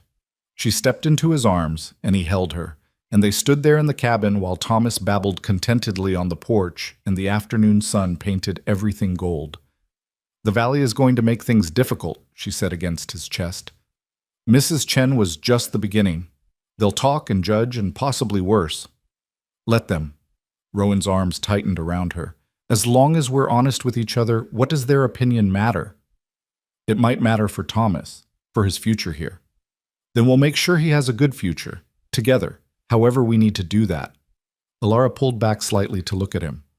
What are you saying? I'm saying whatever the valley needs to see to accept this, to accept us, I'll do it. If that means a formal courtship with all the proper steps, fine. If it means something else, fine. I'll do whatever it takes to make this right in their eyes, so Thomas never suffers for our choices. The offer was more than Alara had dared hope for. You'd be willing to court me? Properly? With all the valley watching and judging every step? I'd be willing to marry you tomorrow if you'd have me, Rowan said bluntly. But I figure you might want some say in the timing. Alara's breath caught. Marry me? Why not? We're already living like a family, just without the blessing. Might as well make it legal, make it right in the eyes of God and the valley, and anyone else who cares to have an opinion. He studied her face carefully. Unless you're not ready for that. I'll wait if you need time. I'll wait as long as you need. It's been barely 3 months, Alara said, but her heart was racing with something that felt dangerously like joy. People will say we're rushing. They'll say I haven't mourned Henry properly. Do you love me? The question was direct, almost blunt, so very Rowan. Alara took a breath. Yes. God help me. Yes, I do. And I love you. I love Thomas like he's my own blood. So why wait? Why give the Valley more time to build stories about us that aren't true? Let's make it true. Let's make it real and legal and binding. You're serious? Alara searched his face, looking for doubt, for hesitation. Found none. You really want to marry me? I really want to marry you. Rowan's voice was steady, certain. I want to wake up here every morning instead of walking back to my empty cabin. I want to be Thomas's father in truth, not just in his baby words. I want to build a life with you, a real one, starting now. It was too fast, too soon. Every rule of propriety said she should wait, should have a proper mourning period, should let their relationship develop slowly and respectably. But Alara had learned the hard way that tomorrow wasn't guaranteed, that waiting for the perfect time meant potentially losing all time. And she wanted this, wanted Rowan, wanted the family they'd been building in stolen moments and careful hope. Yes, she said, and watched joy transform his face. Yes, I'll marry you. When? Soon as it can be arranged. Rowan was actually smiling now, broad and unguarded. I'll talk to Reverend Ashford tomorrow, see what needs to be done. He's not going to be happy about this, Alara warned. He already thinks poorly of me after the baptism. Then he can think poorly while he performs the ceremony. I'm not asking his permission, just his service. Rowan cupped her face in both hands. Alara mourned, I know this is fast. I know it's unconventional, but I've never been more certain of anything in my life. Say you're sure too. I'm sure, Alara whispered, terrified but sure. Good. And then finally, Rowan bent his head and kissed her. It wasn't Alara's first kiss. That had been Henry's, young and eager and sweet. But this kiss was different. Rowan kissed her like she was precious, like she was a promise he was making with his whole body. His lips were gentle but sure against hers, his hands steady where they cupped her face. When they finally pulled apart, both breathing a little harder, Rowan rested his forehead against hers. I'm going to make you happy, he said quietly. Going to make both of you happy. That's a promise. You already do, Alara replied, her hands coming up to cover his where they still held her face. Every day you're here, you do. They were interrupted by Thomas, who'd apparently decided he'd been ignored long enough and was making his displeasure known with increasingly loud protests. They broke apart laughing, and Rowan went to collect the baby while Alara started preparing dinner. Normal, domestic, perfect. That evening, after they'd eaten and Thomas had been put to bed, Rowan brought up the practicalities. I should talk to your late husband's family, anyone who might object to this marriage. There's no one close by, Alara said. Henry's parents are both gone, and his brother moved to California years ago. My own family is in Boston. I could write to them, but I doubt they'd come all this way. We were never close. What about friends? People in the valley who knew Henry. They'll want to have their say. Probably. Alara thought of the valley families, their judgment, and their gossip. But I don't need their permission, Rowan. I'm a grown woman. I can choose who I want to build a life with. I know. But for Thomas's sake, I want to do this as right as possible, so there's no question about his place in the community. About whether he's legitimate, whether he's accepted. Rowan's expression was serious. I want to adopt him properly, make him a Blake in name and in law, if you'll allow it. The offer stole Alara's breath. You want to adopt Thomas? Legally? I want him to be my son, in every way that matters. Rowan's voice roughened slightly. Want him to have my name, my protection. Want there to be no doubt in anyone's mind that I'm his father and he's my boy. But he's Henry's son, Alara said softly. I don't want Thomas to forget his real father. Don't want him to grow up thinking... He won't forget, Rowan interrupted gently. We'll tell him about Henry. Keep his memory alive. Make sure Thomas knows where he came from. But Alara, I'll be the father who raises him, who teaches him to walk and talk and work with his hands, who's there when he wakes from nightmares and when he takes his first steps and when he asks the hard questions. That's the father he'll know. And I want that to be recognized. It was everything Ilara hadn't dared hope for.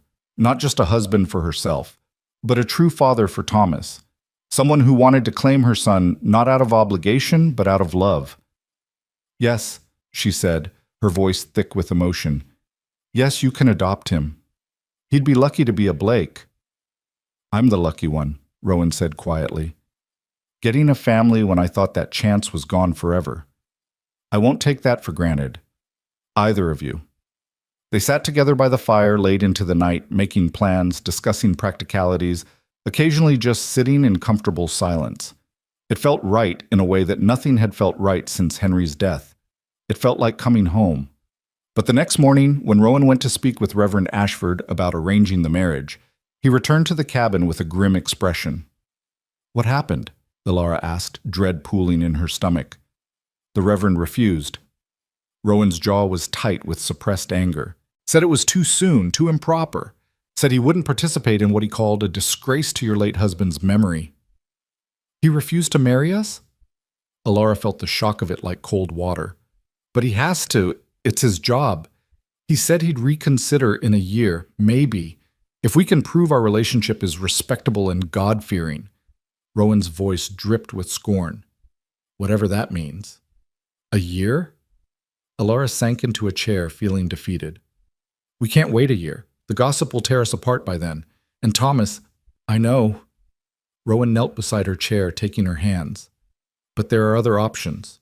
There's a minister in the next valley over. We could go there, get married quietly, without the whole town watching.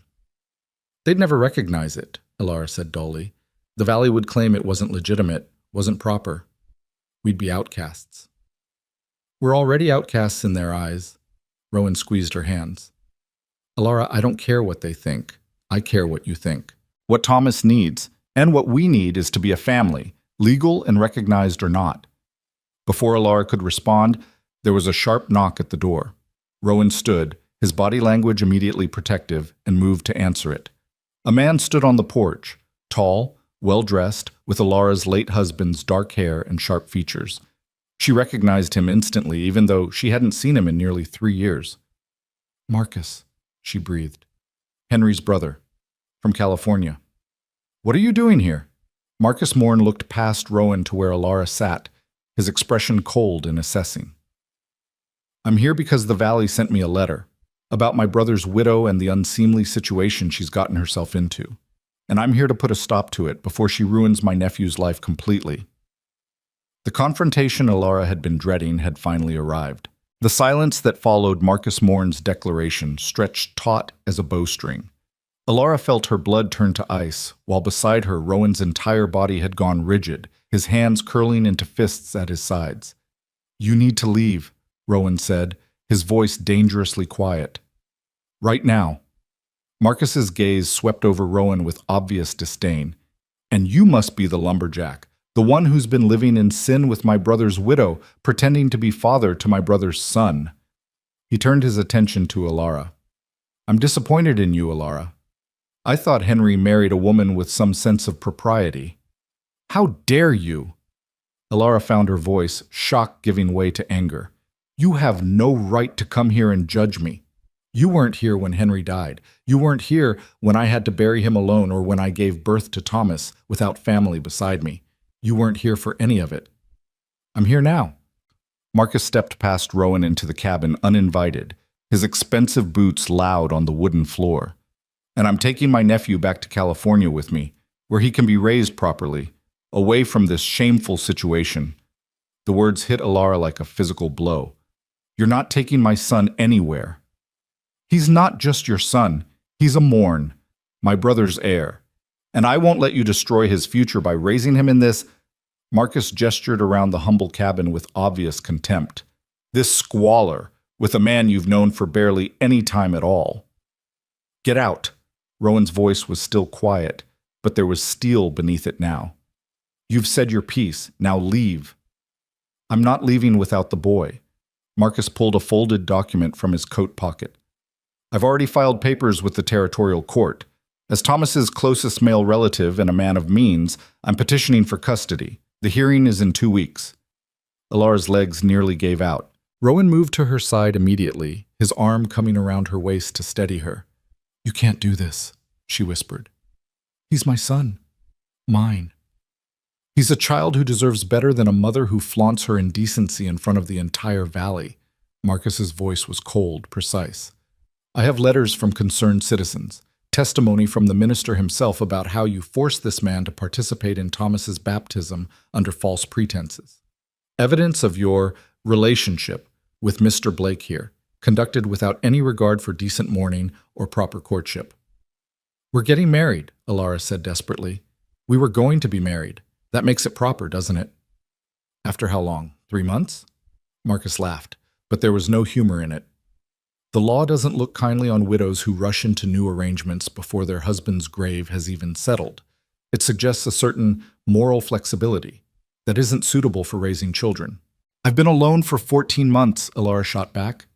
14 months of managing by myself, keeping Thomas fed and safe and loved.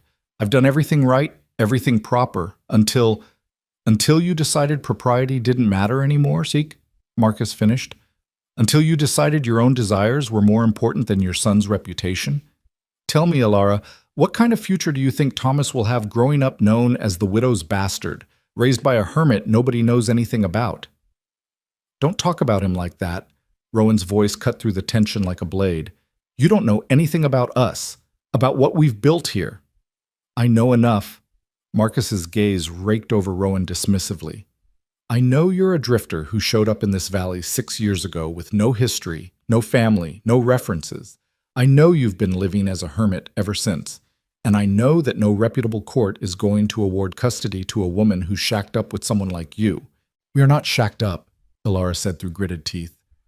"Rowan has been helping me maintain my home, that's all." "Is it?" Marcus's smile was cruel. "Then why is there a child's chair with Thomas's name carved into it, sitting by your table? Why does the baby reach for this man and call him Da? Why has he been seen leaving your cabin at all hours, sometimes staying overnight?" Alara's face flushed. "Thomas was sick. Rowan stayed to help me care for him. There was nothing improper about it. That's not how the valley sees it, and it's not how the court will see it either." Marcus folded his arms. "I'm offering you a way out of this, Alara. Sign custody over to me willingly, and I'll make sure Thomas is raised with every advantage. Good schools, respectable society, a proper future. Refuse, and I'll drag you through a court battle that will expose every indiscretion, every improper moment.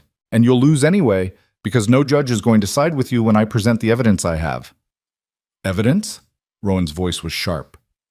"What evidence?"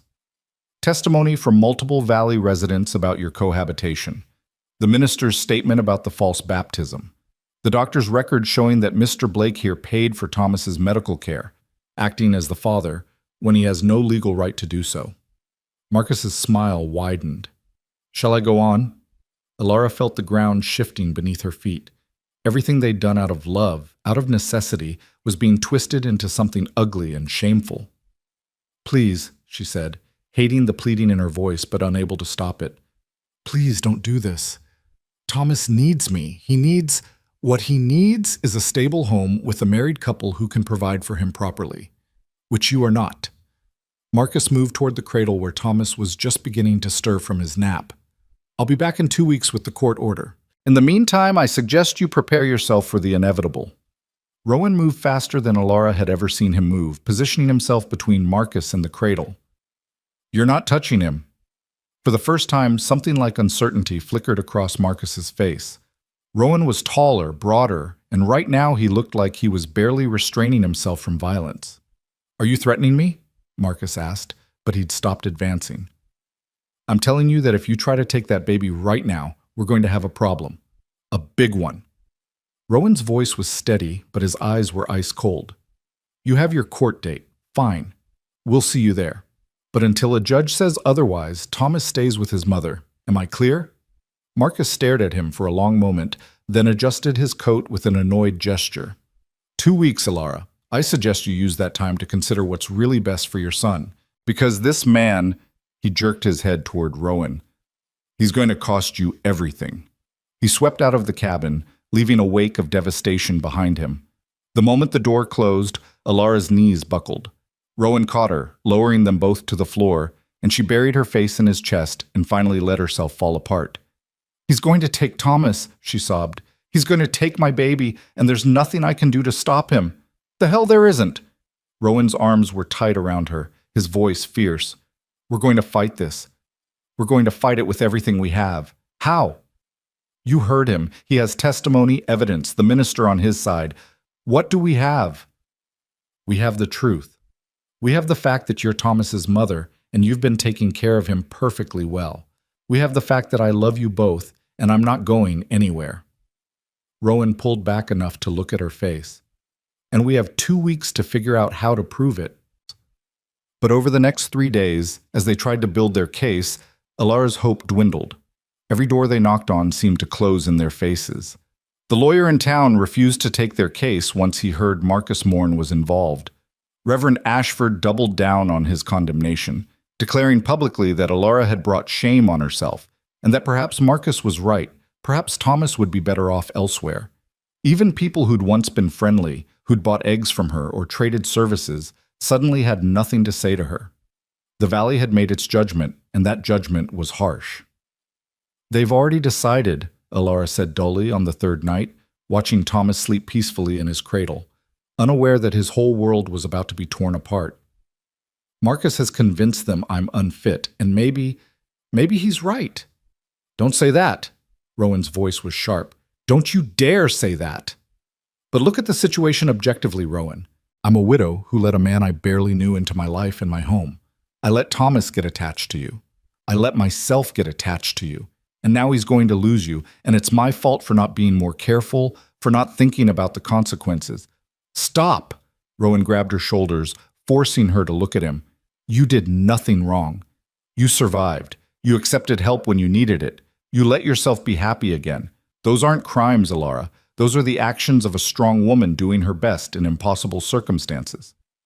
"But it's not enough. My best isn't enough to keep my son."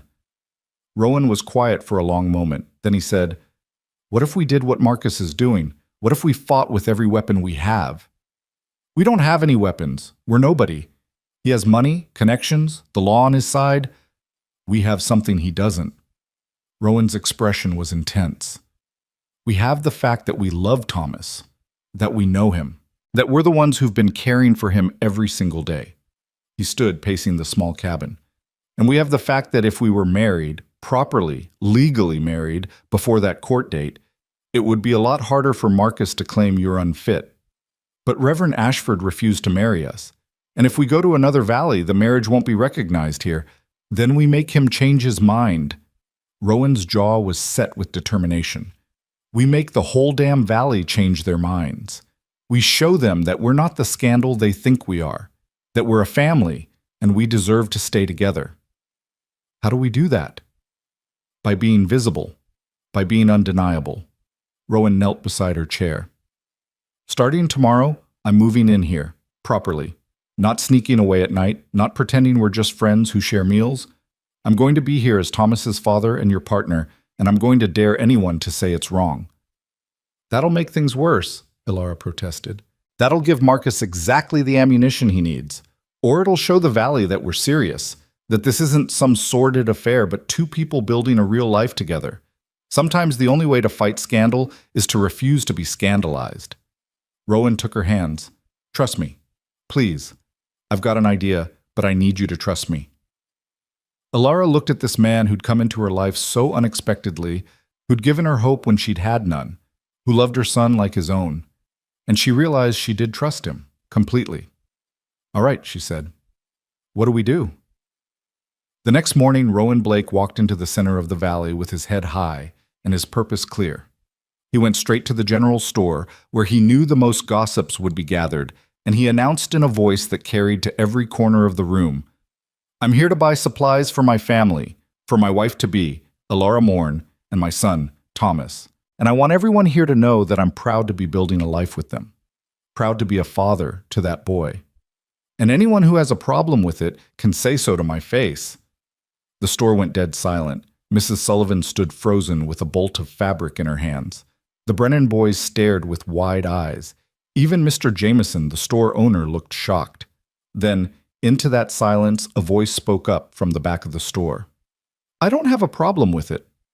Everyone turned. Mrs. Chen, the midwife, stepped forward. Her expression was serious, but not unkind. "I've been thinking about what I said to you, Alara, and I was wrong. Wrong to judge, wrong to add to your burdens. You're a good mother, and Mr. Blake here has shown more dedication to that child than some blood fathers I've seen." "Now wait just a minute," Mrs. Sullivan started, but Mrs. Chen cut her off. "No, you wait. We've all been so busy gossiping and judging that we forgot what matters. That baby is healthy and loved. Alara is managing against odds that would have broken most of us. And Mr. Blake has done nothing but help her. Where's the sin in that? Where's the shame? The impropriety," Mrs. Sullivan sputtered. "The impropriety is in us," Mrs. Chen said firmly, "in the way we've treated a young widow who was just trying to survive, in the way we've made her feel ashamed for accepting help. I'm done with it.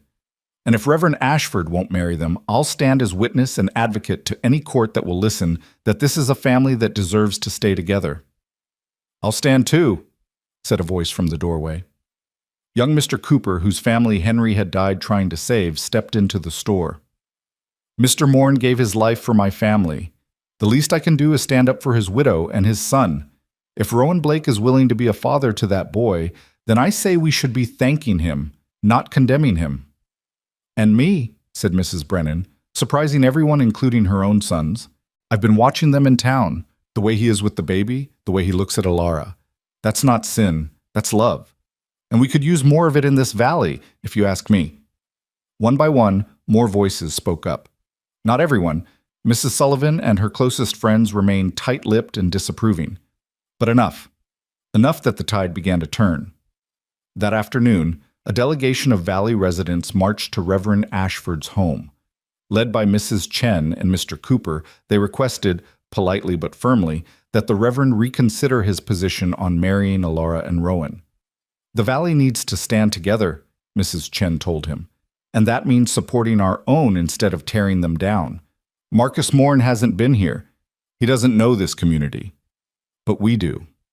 And we're telling you that Alara and Rowan deserve our support, not our judgment." Reverend Ashford, faced with a united front from his own congregation, reluctantly agreed to perform the ceremony. "But," he insisted, "it must be done properly, with witnesses, with the full blessing of the church. I won't have anyone saying I sanctioned something shameful." "It won't be shameful," Rowan promised. "It'll be honest. That's all we want." The wedding was arranged for the following Sunday, exactly 1 week before the custody hearing. It would be small and simple, but it would be legal and recognized. It would make them a family in the eyes of the law. But Marcus Morn wasn't finished fighting. 3 days before the wedding, he appeared at the cabin again, this time with a sheriff's deputy in tow. "I'm filing an emergency petition," Marcus announced. "Based on evidence of cohabitation and moral unfitness, I'm requesting immediate temporary custody pending the hearing." Alara felt her world tilt. "You can't." "I can and I am." Marcus nodded to the deputy. "Take the child." "Like hell." Rowan positioned himself in front of the cradle again, and this time the deputy's hand moved to his gun. "Mr. Blake, I don't want trouble," the deputy said. "But I have a court order here. If you interfere, then what? You'll shoot me in front of a baby?" Rowan's voice was steady, but Alara could see the tension in every line of his body. "That the kind of man you are, Deputy Carson?" The deputy looked uncomfortable. "I'm just doing my job." "Your job is to protect children, isn't it? So look at that baby. Really look at him. Does he look neglected? Abused? Unloved?" Rowan's voice rang with conviction. "That boy is healthy and happy. He's been cared for better than half the children in this valley. And you want to rip him away from his mother and give him to a stranger from California based on gossip and moral judgment?" Deputy Carson hesitated, his hand falling away from his gun. "Mr. Morn has legal standing. Mr. Morn has money and connections. That's not the same as legal standing." Rowan pulled a paper from his own pocket. "This is a statement from Dr. Morrison attesting to Thomas's excellent health and care. And this," he pulled out another paper, "is a petition signed by 20 Valley residents stating that Alara Morn is a fit mother and that Marcus Morn's claims are without merit. The deputy took the papers, scanning them with obvious surprise. I didn't know. No, you didn't. Because Marcus Morn told you his version and you believed him without asking questions. Rowan's voice softened slightly. I'm asking you to wait. 1 week, that's all. In 1 week, Alara and I will be married. We'll be a legally recognized family. And then Marcus Morn's arguments about her moral fitness go away. 1 week. Can you give us that? Deputy Carson looked between Rowan, Alara, and Marcus Morn. Then he looked at Thomas, who'd woken up and was staring at all the strangers with wide, frightened eyes. 1 week, the deputy said finally. But Mr. Morn, you should know, if these papers are legitimate and if they do marry, your case for custody is going to be a lot weaker. They won't marry, Marcus said confidently. Reverend Ashford won't perform the ceremony. I've made sure of it. Actually, came a new voice from the doorway, I will. Everyone turned. Reverend Ashford stood on the porch, looking uncomfortable but determined. Behind him stood Mrs. Chen, Mr. Cooper, and at least a dozen other Valley residents. I've been reminded, the Reverend said stiffly, that my duty is to minister to my congregation, not to judge them. And this congregation has made it clear that they support this union. So, yes, Mr. Morn, I will be performing the ceremony this Sunday as scheduled. Marcus's face went red with fury. You'll regret this, all of you. When I win custody and take that boy to California, you'll all remember that you chose the wrong side. We chose the side of love and family, Mrs. Chen said quietly, and I don't think we'll regret that. Marcus stormed out, and the deputy followed with an apologetic shrug. The moment they were gone, Alara collapsed into Rowan's arms, shaking with reaction. It's going to be all right, Rowan murmured into her hair. We're going to get through this. Together. The next 3 days passed in a blur of preparation. Alara had no money for a fancy dress, so Mrs. Brennan lent her one, simple but pretty, cream-colored with lace at the collar. Mrs. Chen offered to watch Thomas during the ceremony, but Alara insisted he be there. He's part of this, she said. He should be there when we become a family. Sunday morning dawned clear and bright. Alara woke early, her stomach a knot of nerves and anticipation. Today she would marry Rowan Blake. Today they would become a legal family. And in 1 week they would face Marcus Morn in court and fight for their right to stay together. The church was more crowded than Alara had expected. Word had spread, and Valley residents who'd shunned her for weeks now filled the pews, wanting to witness this unlikely union. Some were there out of genuine support, others out of curiosity, but they were there. Rowan stood at the altar in his best clothes, still work-worn but clean and pressed.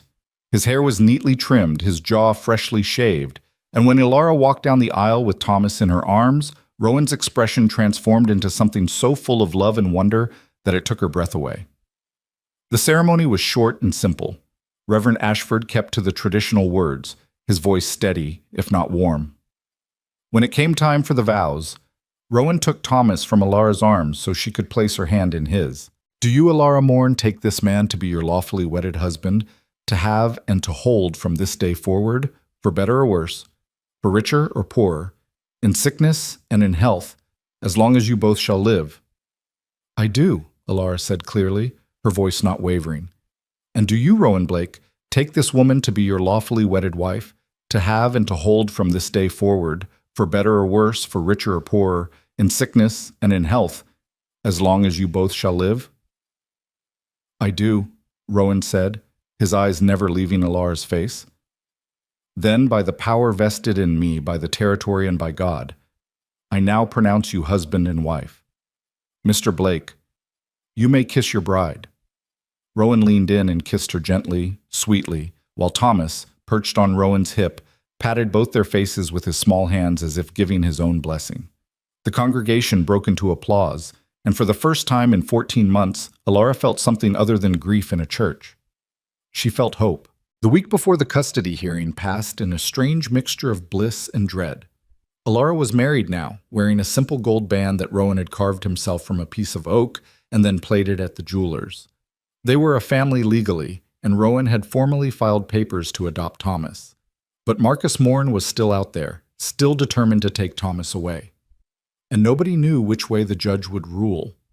The morning of the hearing, Alara dressed carefully in her best dress and braided her hair with shaking fingers. Rowan, beside her, was quiet and focused as he prepared. Thomas, sensing the tension, was fussy and clingy. "Whatever happens," Rowan said as they prepared to leave for the courthouse, "we fight. We don't give up. Agreed?" "Agreed," Alara whispered. The courtroom in the territorial courthouse was smaller than Alara had expected, wood-paneled and austere. Judge Morrison, no relation to the doctor, was an older man with sharp eyes and a reputation for fairness. He listened as Marcus Morn's lawyer presented their case, detailing Alara's relationship with Rowan, the speed of their marriage, the questionable circumstances of their courtship. Then it was their turn. Rowan had found them a lawyer, Mr. Patterson, an older man who'd agreed to take their case after hearing their story. He presented their documentation, the marriage certificate, the petition from Valley residents, Dr. Morrison's medical assessment of Thomas, character witnesses. "Your Honor," Mr. Patterson said, "what we have here is not a case of neglect or unfitness. We have a young widow who lost her husband tragically and found herself alone with an infant son. She did what any strong woman would do. She survived. She maintained her home, cared for her child, and yes, eventually accepted help from a good man who'd also suffered loss. Mr. Blake and Mrs. Blake," he emphasized the new name, "are now legally married and have the support of their community. Thomas is thriving in their care. Mr. Marcus Morn, while a blood relative, is essentially a stranger to this child. He has no relationship with Thomas, hasn't visited until now, and his sudden interest in custody seems motivated more by family pride than genuine concern for the child's welfare." Marcus's lawyer fired back, but Judge Morrison held up a hand. "I'd like to hear from Mrs. Blake herself." Alara's heart hammered as she stood. "Your Honor, I know our situation looks unconventional. I know people have judged me for accepting Rowan's help, for marrying quickly, for a lot of things, but everything I've done has been for Thomas, to give him a stable home, a loving family, a future. Rowan didn't just help me repair my cabin or split wood. He gave my son a father, something Thomas desperately needed, and something Rowan needed too, after losing his own family. We've built something real together, something that matters. And yes, it happened fast, but when you've lost as much as we have, you learn not to waste time when you find something worth holding on to." Judge Morrison studied her for a long moment. Then he turned to Marcus. "Mr. Morn, why do you want custody of your nephew?" Marcus stood, his posture confident. "To provide him with opportunities his mother cannot. Education, society, a proper upbringing in a respectable household." "I see.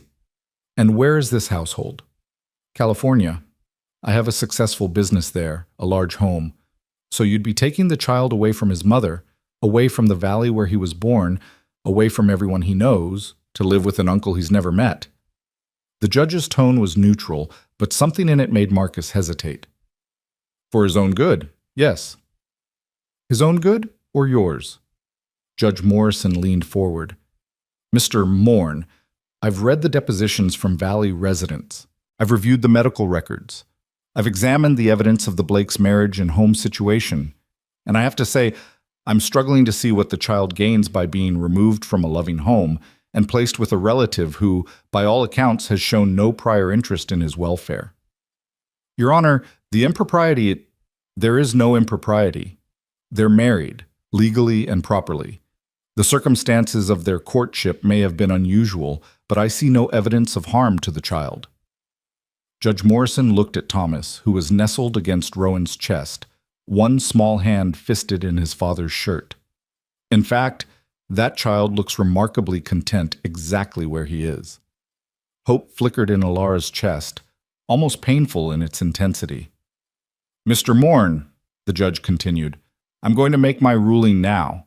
After reviewing all the evidence and testimony, I find no grounds for removing Thomas Blake.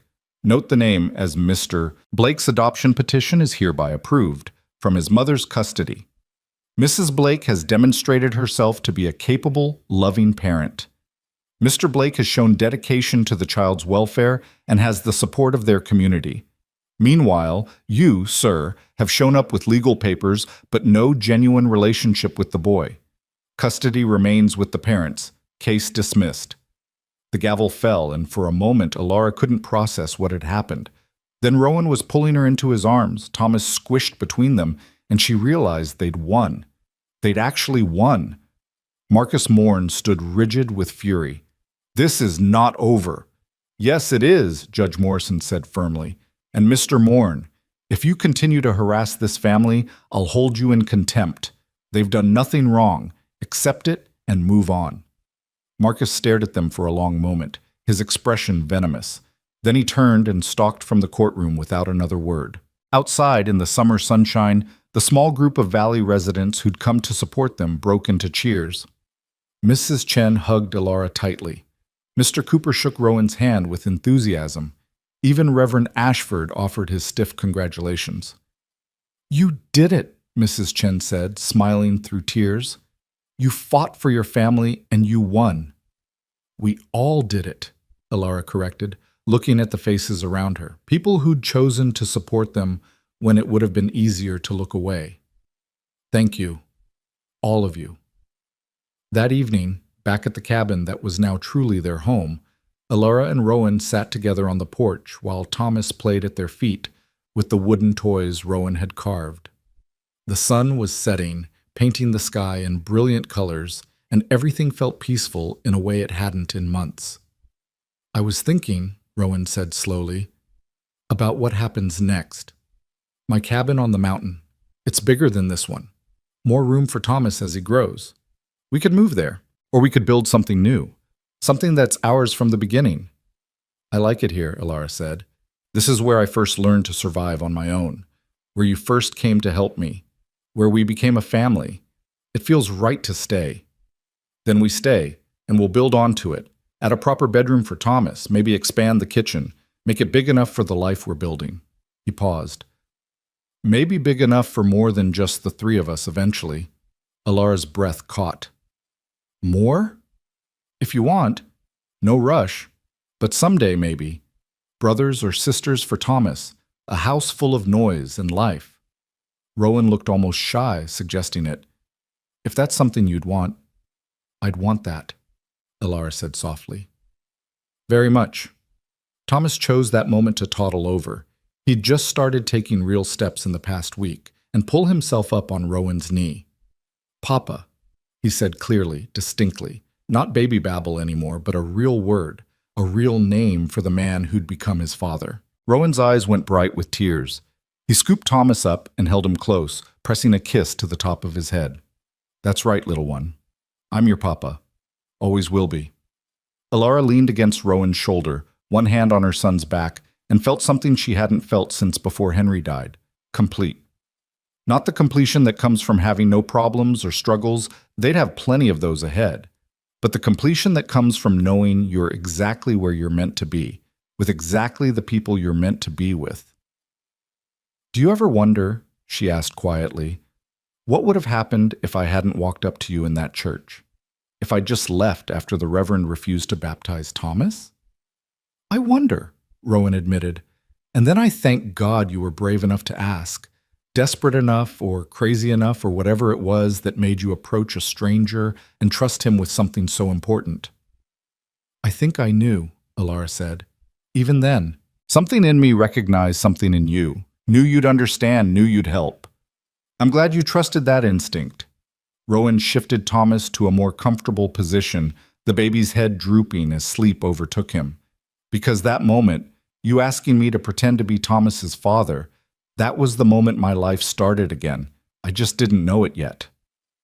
They sat together as the sun finished setting, as the stars began to appear in the darkening sky. Thomas slept peacefully against his father's chest.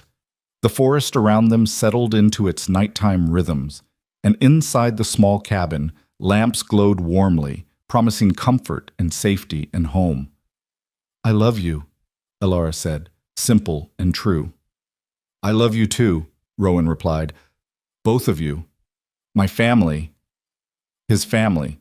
The words that had once belonged to people lost to fever and grief now belonged to new people, new love, new life. The past would always be part of them. Henry's memory would live on in Thomas, and Sarah and little Henry would always have a place in Rowan's heart. But the past didn't have to define them anymore. They had built something new from their shared losses, had created a family, not from blood or obligation, but from choice and courage and love that grew in unlikely soil. A week later, on a sunny Sunday afternoon, the valley gathered for a celebration at the Blake homestead. It wasn't quite a wedding reception, that had been too hurried to include festivities, but rather a welcoming. An acknowledgement that Rowan Blake was no longer the hermit on the mountain, and Alara was no longer the widow struggling alone. And together they were a family the valley could embrace. There was food and music and children running through the clearing while adults talked and laughed. Thomas, dressed in new clothes, misses. Brennan had sewn, held court in his father's arms, charming everyone with his smiles and his increasingly clear attempts at words. "He's going to be a talker," Mrs. Chen predicted, tickling Thomas under the chin. "Mark my words. Won't be able to get him to hush in another year or two." "Good," Rowan said. "House is too quiet anyway. Could use some noise."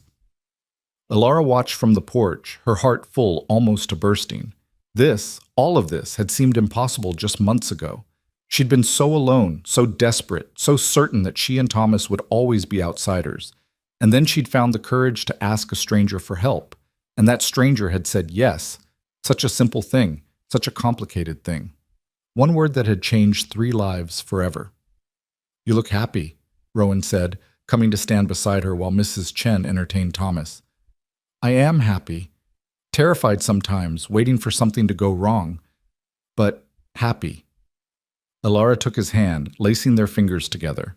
"Thank you. For saying yes. For staying. For becoming exactly what we needed." "Thank you for asking," Rowan replied. "For trusting me. For giving me a reason to be more than just a man in the woods waiting for his life to be over." Thomas's laugh rang out across the clearing, pure and joyful and utterly without guile. The sound of a child who knew he was loved, who felt safe, who would grow up surrounded by family and community. "He's going to have a good life," Alara said. "Isn't he?" "The best we can give him," Rowan promised. "Together. Together."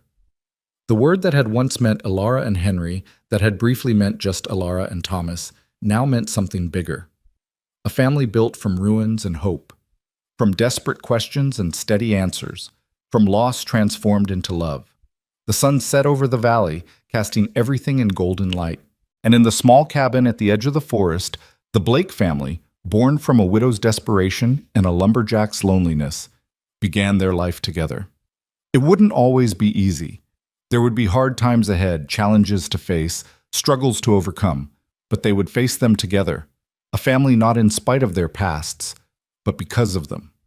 Stronger for what they'd survived. Grateful for what they'd found.